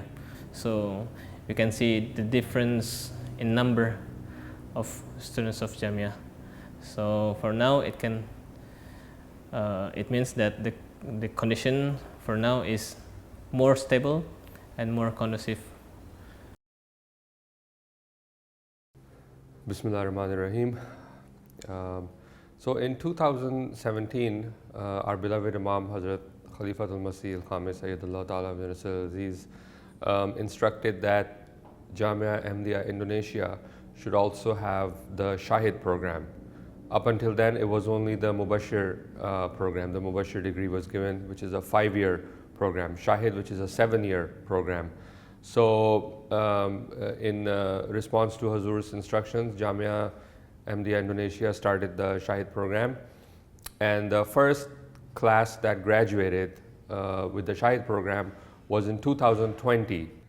Before that, historically, students from here who had the potential to do Shahid had to go to other countries. So our senior Muballighin who are here in Indonesia, have been serving in Indonesia, they did Shahid from Rabwa. That was decades ago, in the 70s and 80s, and some of them in the 90s. And recently, Muballighin who have done Shahid have been going to Qadian. And some of them have gone to Ghana Jamia to do Shahid. But that is difficult for everyone to go because there is legal immigration issues, there is a cost involved. So not all the students who have the potential to do Shahid could go. But with Hazur's instructions, we started the Jamia MTA Indonesia started the Shahid program here. So we asked Hazur about the syllabus, and our beloved Hazur instructed that it should be the international syllabus, which is also in Jamia MTA Canada, UK, Germany, etc. And that's the syllabus which is being followed now. Then we further asked Hazur's guidance about the exams. Historically here, the exams were final exam was just from 1 semester. But beloved Hazur instructed that it should be the Shahid exam, which is from all 7 years syllabus. And some of the exams are also made from London Jamia, and they're sent here. They're also marked in London Jamia. And these students have been writing those exams in Urdu. They're not writing in Indonesian, they're writing in Urdu. So this has been going on now every year. So every year we have Shahid graduates now by the grace of Allah from Indonesia. So we don't have to send students to other countries, but they can just do Shahid over here. And also with Hazur's instruction, the Mubashir program also still continue. It wasn't ended. Our beloved Hazur said that Jamaat needs a lot of Muballighin. So Mubashir program should also continue. Assalamu alaikum, viewers. We are here in the PAMA Marquee. I'm joined with Jamil Mwanje, who is the Vice President of the Pan-African Ahmadi Muslim Association of UK. Assalamu alaikum. Wa alaikum salam. Nice to see you. Nice to see you. So it's such a pleasure to be here. Our viewers can see a lovely, colorful background with some great posters. Now we know that PAMA UK started in 1986 with Hazrat Khalifatul-Masih Rabi Rahmatullah alayh. But since then, it's expanded quite a bit. So tell us a little bit about the expansion. Yeah, PAMA originally started in 1986, and it was a UK subsidiary of Ahmadiyya Muslim community, which was started by Mirza Tahir Ahmad, may Allah have mercy on him.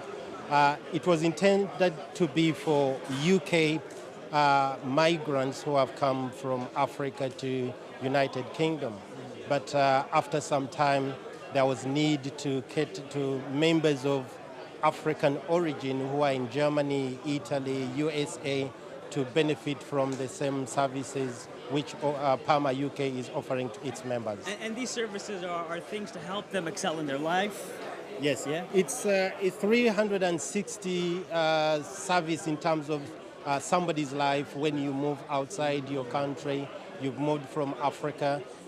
There's some challenges. So we are looking at the educational needs, social needs, moral needs, and above all, the spiritual needs of Ahmadis who move to the diaspora. So it's 306 degrees of somebody's life. So we don't leave any gap in terms of helping our members. These are the blessings of Khilafat to our members who have migrated from the African continent and those who are of African origin who are living in USA, in Germany, Italy, and France. Now, we're seeing a very lively atmosphere here. What's going on? I understand this is the first PAMA marquee. So what's happened here so far? Yes, this is the first time we are having a marquee of this size. We have a chance to have meals together. We have had a Rishtanata conference. We get a chance to host all members who have migrated from around the world to come, and we share ideas in terms of preaching, in terms of what is going on in the continent.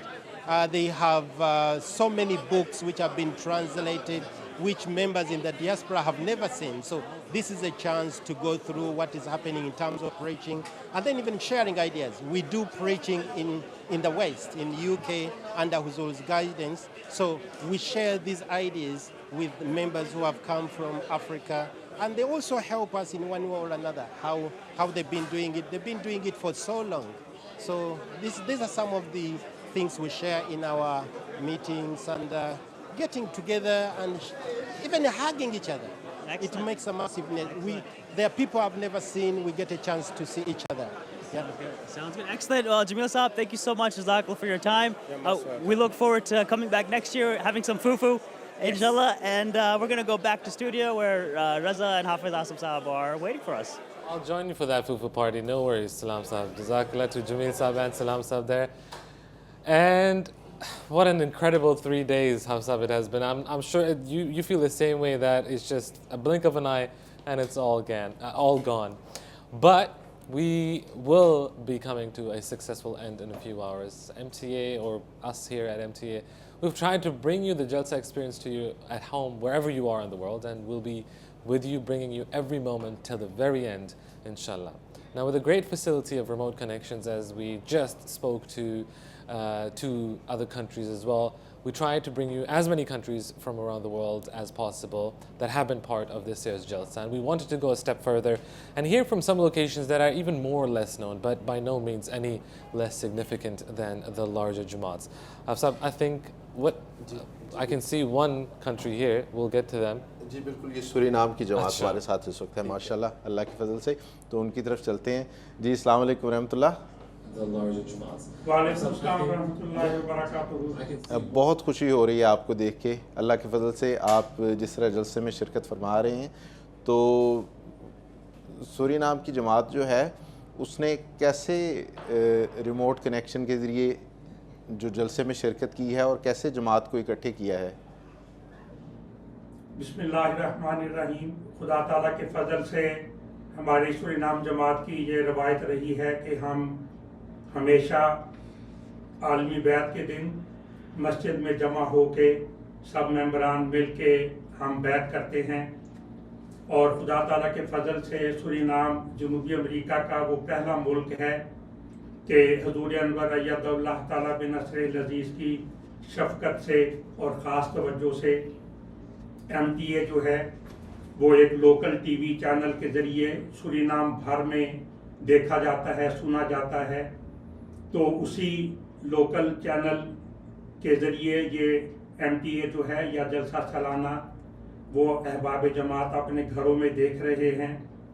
इसके अलावा खुदा ताला के फजल से आज सुबह से हमारे मेंबरान ख़वातीन भी और मर्द भी यहाँ जमा हैं मस्जिद नासिर जो हमारी मरकज़ी मस्जिद है, और हमने आलमी बैत में शिरकत की। सब ने खलीफतुल-मसीह अय्यदुल्लाह ताला बिन नस्रिल अज़ीज़ के जो बैत है उसमें हम शामिल हुए, और इंशाअल्लाह ताला हम यहाँ इख्तितामी तकरीब तक जो दोस्त हैं मेंबरान ये मौजूद रहेंगे। लजना खाने का इंतज़ाम कर रही है और इंशाअल्लाह ताला इख्तितामी तकरीब के बाद हम सब खाना खाएंगे और फिर नमाज़ें अदा करेंगे। माशाल्लाह। देखिए, जैसे अभी आपने ज़िक्र किया अपनी गुफ्तगू में कि MTA जो है वो एक लोकल चैनल की तरह यहाँ पे देखा जाता है सूरीनाम में। تو کیا امپیکٹ ہے اس کا یہاں کی سوسائٹی میں, یہاں کے لوگوں پہ؟ خدا تعالیٰ کے فضل سے MTA کی جو نعمت ہے وہ ہمارے ممبران کے علاوہ یعنی افراد جماعت کے علاوہ سورینام میں گھر گھر پہنچتی ہے, اور ہمارے بعض اور مسلمان بھائی جو ہیں انہوں نے بھی کچھ چینل ہائر کیے ہوئے ہیں. تو وہ فرق جو ہے ایک فرق نمایاں ہے جو MTA اور جو دوسرے مسلمان چینل ہیں ان کے طرز بیان میں, طرز گفتگو میں. تو وہ فرق جو ہے وہ عام لوگ محسوس کرتے ہیں, اور جو چینل کے مالکان ہیں ان سے وہ رابطہ کر کے کہتے ہیں کہ MTA پر جو بزرگ ہستی بولتی ہے وہ بہت وقار کے ساتھ, بہت پیار کے ساتھ, اچھے الفاظ سے مخاطب ہوتی ہے, جبکہ جو باقی مسلمان بھائیوں کے چینل ہیں تو وہ حسب عادت یا حسب روایت چلا چلا کر اور مختلف طریق سے جھوم جھوم کر وہ باتیں کرتے ہیں, تقریریں کرتے ہیں. تو یہ ایک واضح فرق ہے جو سورینام کے لوگ محسوس کرتے ہیں, اس کا ذکر کرتے ہیں, اور اپنی محفلوں میں یا جو چینل کی انتظامیہ ہے ان سے رابطہ کر کے تو وہ اس بات کا اظہار کرتے ہیں. تو یہ خدا تعالیٰ کے فضل سے اور حضور انور ایدہ اللہ تعالیٰ بنصر العزیز کی شفقت سے ہمیں یہ نعمت میسر ہے کہ MTA سورینام میں گھر گھر دیکھا جاتا ہے ایک لوکل ٹی وی چینل کے ذریعہ سے.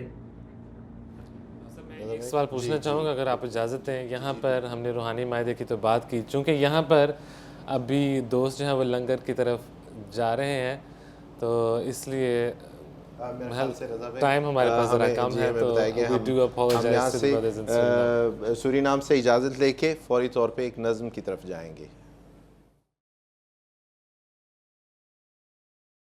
تیری محبت میں میرے پیارے ہر ایک مصیبت اٹھائیں گے ہم, مگر نہ چھوڑیں گے تجھے کو ہرگز, نہ تیرے در پر سے جائیں گے ہم, مگر نہ چھوڑیں گے تجھے کو ہرگز, نہ تیرے در پر سے جائیں گے ہم. جو کوئی ٹھوکر بھی مار لے گا تو اس کو سہ لیں گے ہم خوشی سے, تو اس کو سہ لیں گے ہم خوشی سے. کہیں گے اپنی سزا یہی تھی, زباں پہ شکوہ نہ لائیں گے ہم. تیری محبت میں میرے پیارے ہر ایک مصیبت اٹھائیں گے ہم, مگر نہ چھوڑیں گے تجھے کو ہرگز, نہ تیرے در پر سے جائیں گے ہم. ہمارے حال خراب پر گو ہنسی انہیں آج آ رہی ہے, ہنسی انہیں آج آ رہی ہے, مگر کسی دن تمام دنیا کو ساتھ اپنے رلائیں گے ہم. تیری محبت میں میرے پیارے ہر ایک مصیبت اٹھائیں گے ہم, مگر نہ چھوڑیں گے تجھ کو ہرگز نہ تیرے در پر سے جائیں گے ہم ہوا ہے سارا زمانہ دشمن ہے اپنے بیگانے خون کے پیاسے ہے اپنے بیگانے خون کے پیاسے جو تو نے بھی ہم سے بے رخی کی تو پھر تو بس مر ہی جائیں گے ہم تیری محبت میں میرے پیارے ہر ایک مصیبت اٹھائیں گے ہم مگر نہ چھوڑیں گے تجھ کو ہرگز نہ تیرے در پر سے جائیں گے ہم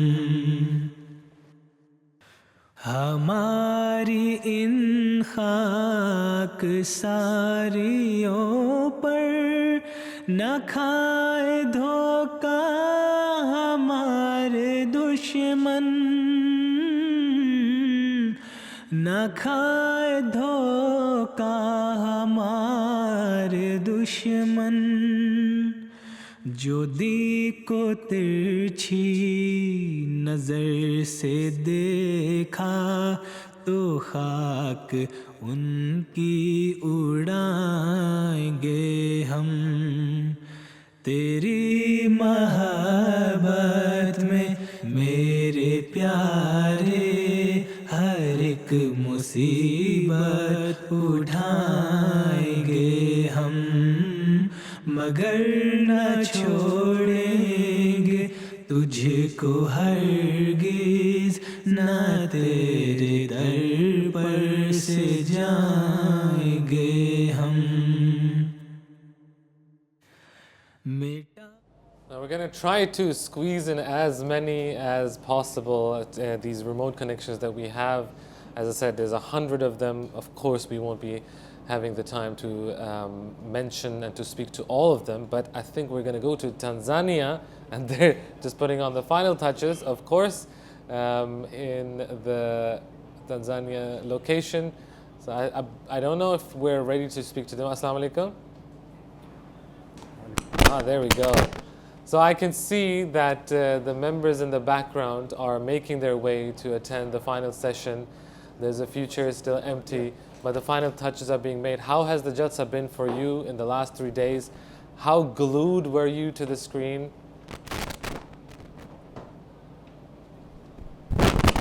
Okay, I think we're going to try to reconnect to that. But as you've seen, Hafsa, the preparations are, I mean, it's the same picture that you see everywhere. بالکل صحیح بات ہے. یہی اصل میں خاص جو بات جلسہ سالانہ کی ہے اور خاص طور پہ یو کے جلسہ سالانہ کی وہ یہی ہے. آپ دنیا میں جس طرف بھی چلے جائیں, اگرچہ ہم یہ تو کہہ دیتے ہیں کہ ہم تھائی لینڈ جا رہے ہیں یا ہم جیسے بھی تنزانیہ گئے ہیں, لیکن جیسے آپ نے بھی کہا واقعی وہ جو تصویر ہے وہ ایک ہی طرح کی ہر جگہ پہ نظر آتی ہے. As I said, the weather here has just, made a slight shift. But I believe let's try to one more time to go back to Tanzania. Assalamu alaikum warahmatullah. جی اچھا وعلیکم السلام ورحمۃ اللہ وبرکاتہ. میں نے یہ پوچھنا تھا کہ پیچھے آپ کے دوست چند نظر آ رہے ہیں, یہاں پر بھی لوگ یہاں پر کھانے کے لیے تشریف لے گئے ہیں, اور حضور انور عید اللہ تعالیٰ عزیز نے جو آخری اختتامی خطاب فرمانا ہے اس کی تیاری جاری ہے یہاں پر. تنزانیہ میں بتائیں کہ دوستوں نے پچھلے 3 دن کس طرح گزارے, جلسہ کی کارروائی کس طرح سنی, اور کتنی یہاں پر رونق تھی مسجدوں میں.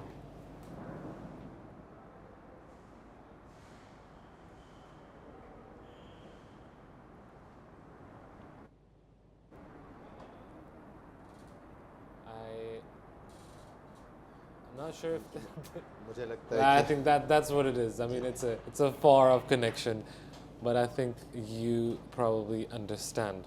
असल में वही बात रज़ा भाई जो आप अभी थोड़ी देर पहले कर रहे थे कि वाकई दुनिया में हम जहाँ भी जाते हैं नज़ारा भी एक है। वैसे अभी तंजानिया के हवाले से अभी जब आप बात करने लगे थे मुझे ख्याल आया कि तंजानिया में अल्लाह के फ़ज़ल से जामिया अहमदिया जो है वो भी मकामी तौर पे इस वक्त काम कर रहा है वहाँ पे, और बहुत से मुबल्लिगीन और मुअल्लिमीन जो हैं उन्होंने तैयार किए हैं और तंजानिया जमात में फैलाए हैं अल्लाह के फ़ज़ल से, तबलीग के लिए भी और जमात की अपनी तरबियत के लिए भी।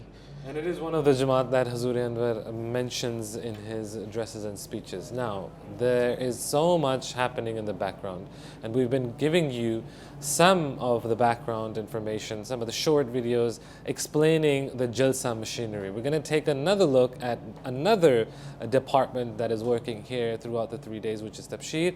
And then also you might be wondering, how are those Tarane done? How are they practiced? How are they selected? As far as the Lajna side is concerned, let's take a look.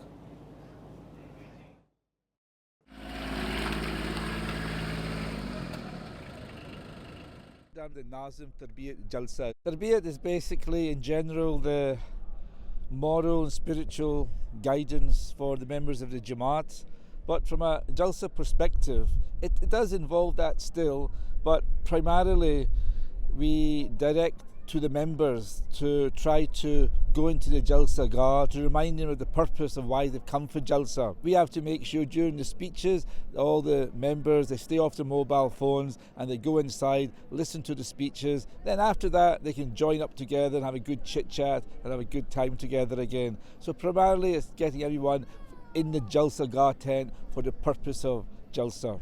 We do achieve it with a team, but it's not the number of people, it's the quality of people. People think we need, let's say, about 100 people in our team. What we basically need are people with a voice. We have to speak with people respectfully, gently. My first main instruction to the team members, have a voice, speak up. The main challenge is basically the people themselves, okay? The people themselves.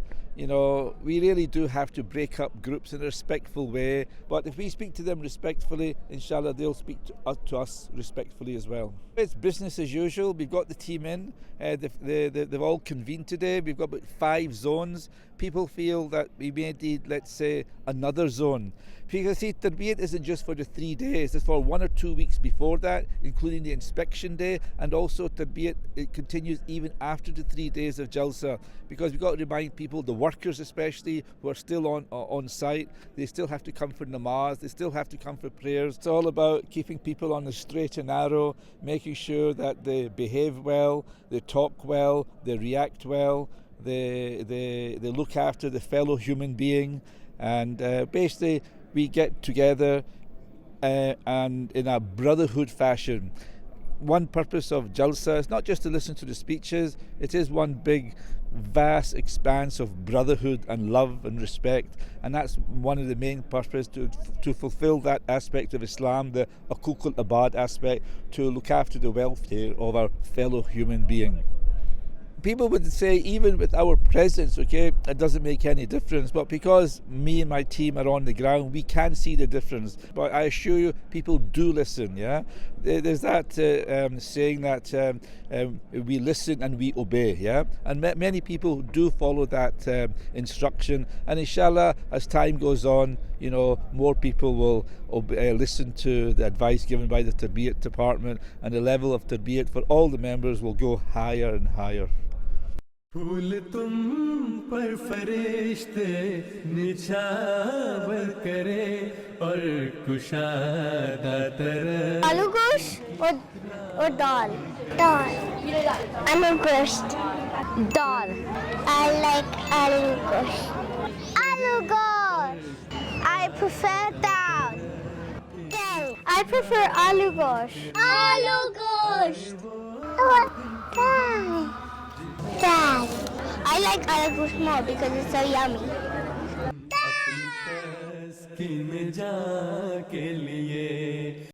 Assalamu alaikum wa rahmatullah. Ya Amir al-Mu'mineen, May the peace of Allah be on you, His mercy and His blessings. Ya dunya mini din to wa assalam Alaikum wa rahmatullah. Preparation for Tarana takes a long time, at least 2 months of work where we rehearse. Before that, we do a lot of poems, creating poems.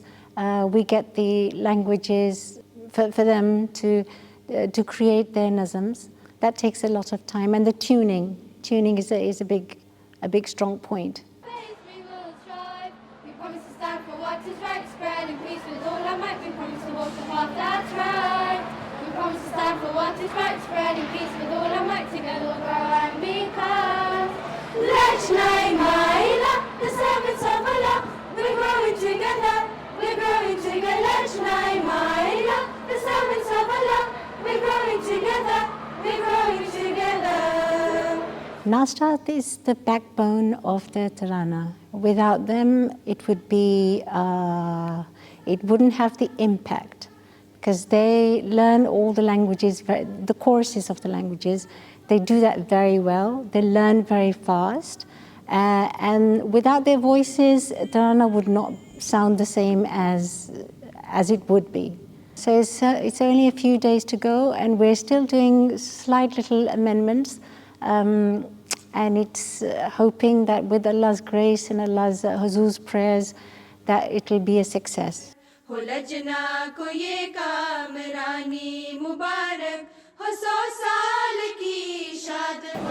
I'm very excited because I'm going to be doing the Nasrat Tarana in front of Huzur.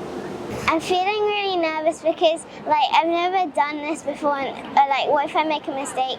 I feel a bit nervous, but I'm also excited because I get to see Huzur. I'm feeling a bit nervous. I'm going to be in front of Huzur and I'm going to do the Spanish Tarana.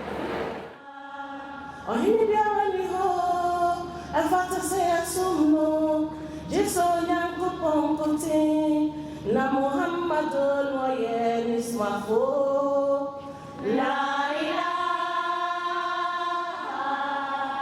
illallah Muhammadur Rasulullah.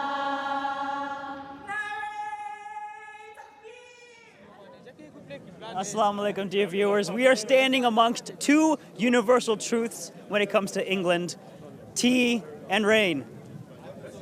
Yeah, absolutely, Salam. We're here at the tea stall at Jalsa Salana. People, there's a little bit of break, a little bit of hiatus. We're coming up to the final session, and of course, chai haters work better in my kind of works a little bit. But people need to fill their bellies, get some food, and also get some chai to get them through the final session and the last leg before they have to get home. And a bit of caffeine and a bit of sugar goes a long way in that regard. It does, absolutely. It can take you all the way home. Yeah, absolutely. Yeah. So this is obviously part of the langar of the Jalsa Salana, and an integral part of what Hazrat Masih Maud founded as part of the Jalsa Salana. So the food and the drink, the chai and the various foods that are available here.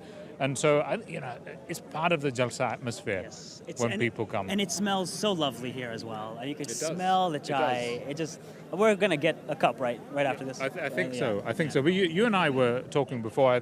I think we're going to suggest to the Jalsa organizers that next year, like the chai place here, they also have a coffee place. Coffee would be great. I think I would be happy to run it for them. I would. I would say we could call it Ek Mocha De. Yeah, right? That's brilliant. That's very good. No, I'm up for that. So, the running of the Jalsa Salana, we don't realize what's involved in that regard and how many people are involved in that regard. And it takes so many individuals to get it to run, to ensure that people are well fed, that they've got their tea, that they've got bedding, a dry place to go, and, of course, that the rubbish gets picked up. That's right.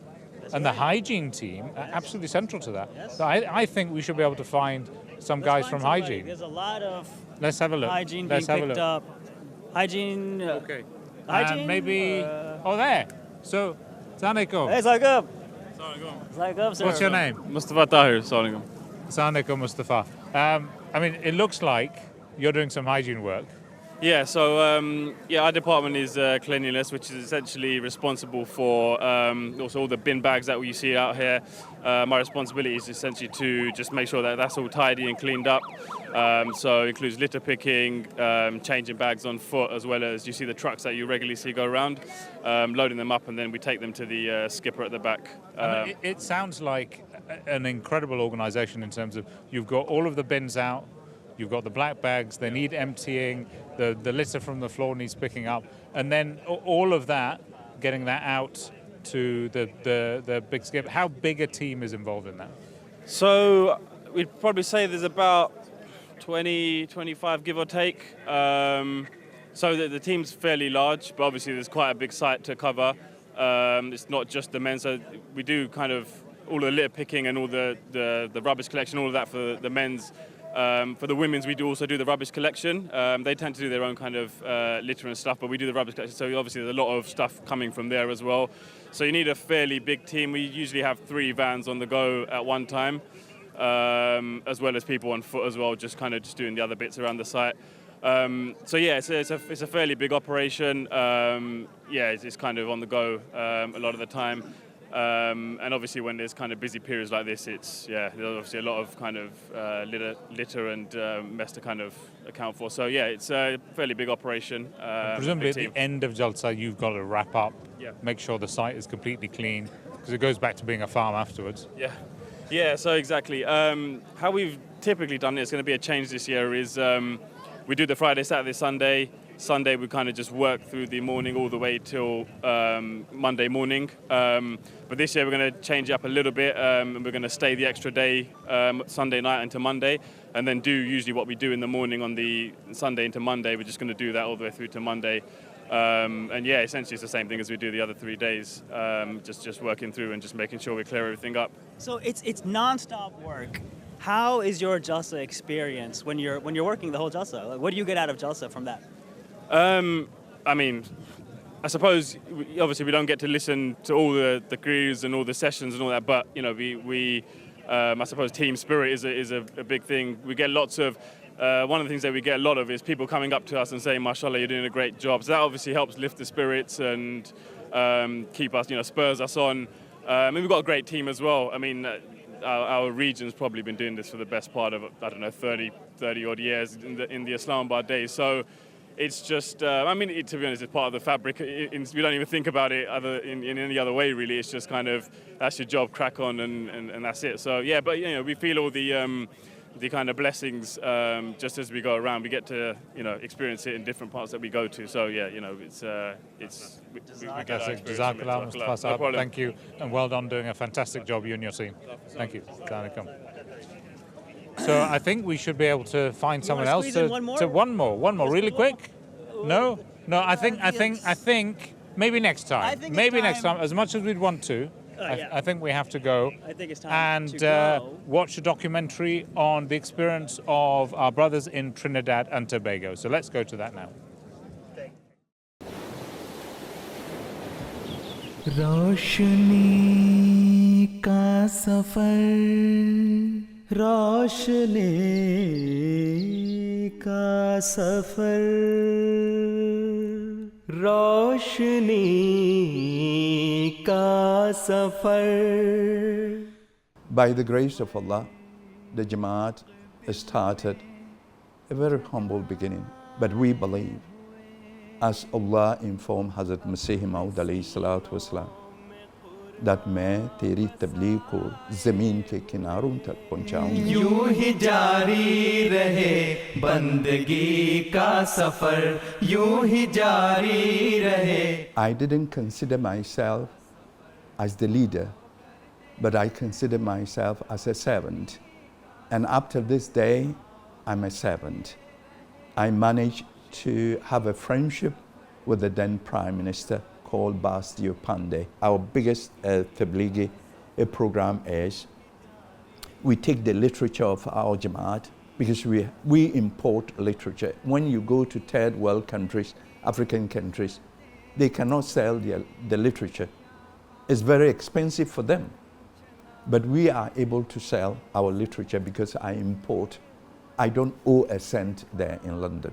I don't. We import the books that I need, and sometimes they become a little greedy, and the books that I don't need, even they will send it. Oh, Ibrahim will sell them. We take our literature, including the Holy Quran, and visit a mall and display them there. We get the opportunity to preach the message of Islam and Ahmadiyyat, whereby people come to realize the Holy Quran in so many different languages, and people are completely flabbergasted about the whole thing. As a matter of fact, during our last exhibition was done in the month of Ramadan. We did a 3-day exhibition at Twin City, one large mall. We were able to sell more than $5,000 worth of books. We started Tablighi program whereby we will go to different areas with microphones, and then we sit down and then we speak to the public, and then question and answer session and so on. On the occasion of our Jalsa Salana, Sirat Nabi Jalsa, and then also Peace Symposium, we invite Christians. We have 2 Christian churches here. Then we have a Hindu mandir there. We invite them to come. We make them to speak about peace. It's very simple. Don't give anybody a tough or difficult subject. Speak about peace. Yeah, the people in the surrounding area, most of them are Christians and few Muslim.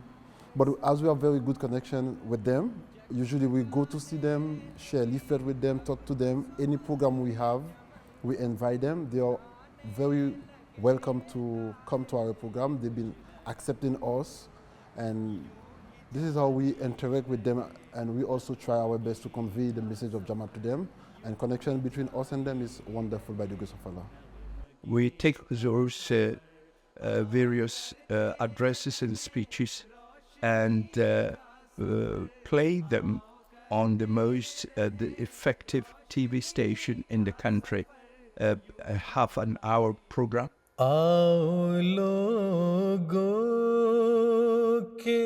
بسم الله الرحمن الرحيم. سلام على من تبع الهدى. The message of peace and harmony. Love for all, hatred for none. People have come to love this program very well. Jamaat Ahmadiyya, Trinidad and Tobago, we have come from a very long way. Everything was planned by Allah Himself. It was the hand of Allah. रोशनी का सफर।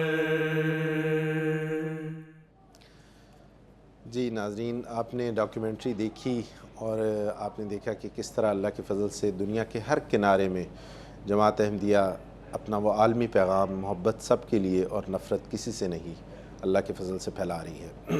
नाजरीन, जलसा सालाना UK अपने इख्तितामी session के करीब है और तमाम दुनिया में इस वक्त शिद्दत से इंतज़ार किया जा रहा है हज़रत खलीफतुल-मसीह अल-ख़ामिस अय्यदहुल्लाह तआला बिनस्रिल अज़ीज़ के इख्तितामी ख़िताब का, जो आप कुछ देर बाद MTA के ज़रिए बराह रास्त सुनने की सादत हासिल करेंगे। As we mentioned, everything has to come to an end, but we are now close to the concluding session of this year's 57th Jalsa Salana. And I'm sure many are feeling the Jalsa blues already, but we still have the address of Huzur Anwar to eagerly look forward to. Now this Jalsa, we've tried to give you a flavor of all of the attendees here on the ground, as well as watching at home through social media, through the remote connections, and through the different documentaries and little pieces that we had prepared. But again, there's only so much that we can do in this very limited time. So as our social media rep kept saying and kept repeating, we kept repeating this over the last 2 days and today as well, that in the next coming days, Hafsab, when people go home who are here on the grounds, they watch the proceedings at home, because usually the next week is always spent in reflecting on what happened at the Jalsa and re-watching some of the content that we've shown here on MTA International. And I think I'm definitely going to do that. I'm not sure how. You're probably going to watch it with your family as well. So that's something that, you know, every year I would recommend that at least.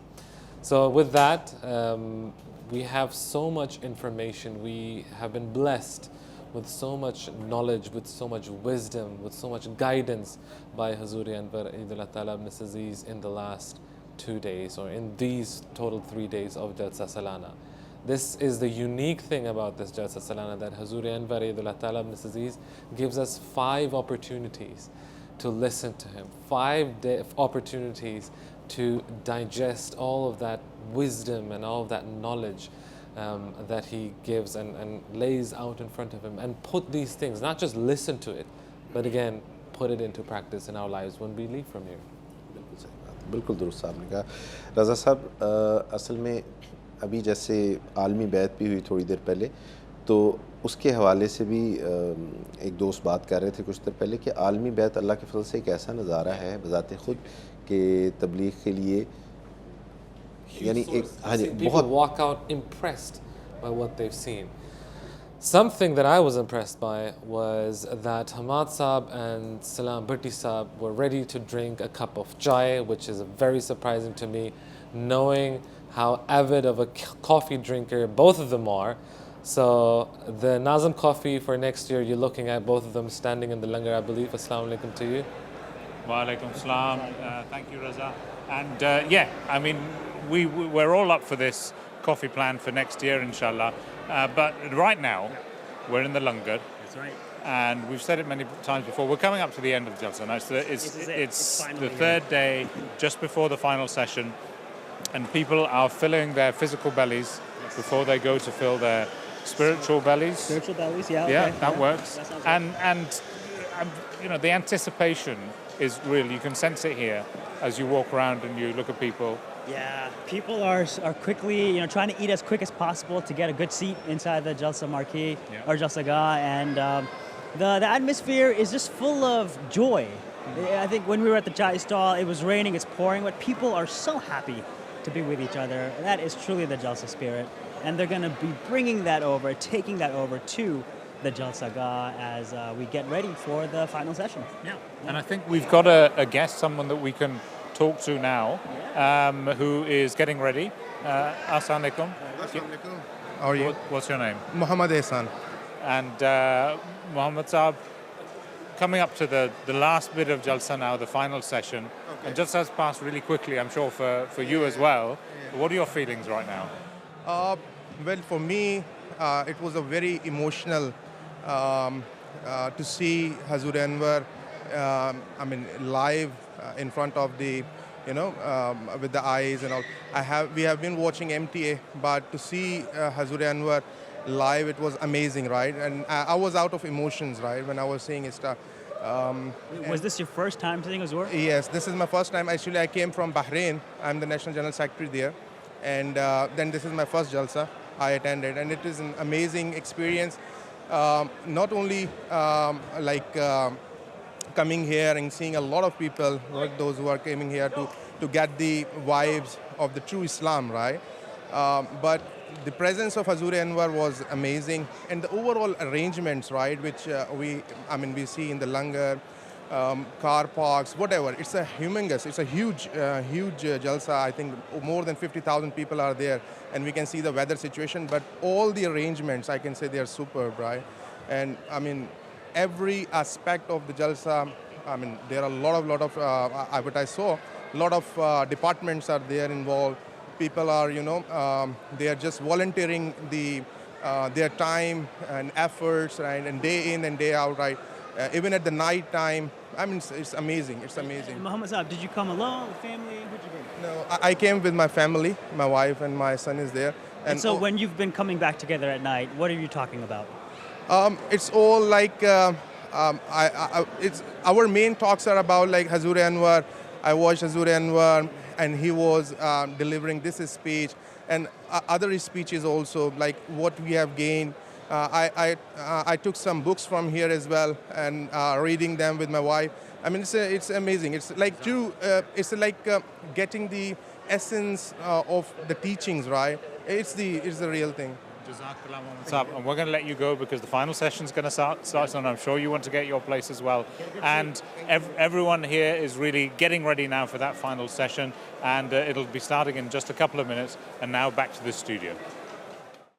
And I think this is something, these emotions that Ehsan Sahab just mentioned, something shared by many of them. We are going to take you very, very shortly into the main marquee where Hazur Anwar Eidullah Ta'ala Ms. Aziz is going to deliver the final address. The final session is going to start. But however, before that, as is tradition here at the Jalsa Salana on the third day as well, we will get to listen to some of the dignitaries, some of the guests who have come here to the Jalsa Salana, who had a chance to walk around. We've seen so many during the break who also actually attended the Bai'at and witnessed for themselves this magnificent moment. बिल्कुल रज़ा भाई, अभी जैसे थोड़ी देर पहले हम यही बात कर रहे थे, सही बात है। जैसे खुदा ताला के जो फ़रिश्तादा हैं वो जब भी आते हैं अल्लाह ताला की तरफ से, तो दो बुनियादी काम हैं जो वो करते हैं आके। एक तो जो लोग हैं, मखलूक जो है, उसको उसके खालिक की पहचान करवाते हैं और उसका उससे ताल्लुक़ कायम कर पुख्ता ताल्लुक़ कायम करवाते हैं। और दूसरा जो इंसानों का आपस में ताल्लुक़ है, अब वो ऐसा ताल्लुक़ जो वो कायम करके दिखाते हैं जिसमें रंग और नस्ल और कल्चर और ज़बान ये सारे फ़र्क बेमानी हो जाते हैं, और इसकी जो ज़िंदा मिसाल है वो हम देख सकते हैं जलसा में। So let's take you inside where the final session of the 57th Jalsa Salana is about to start.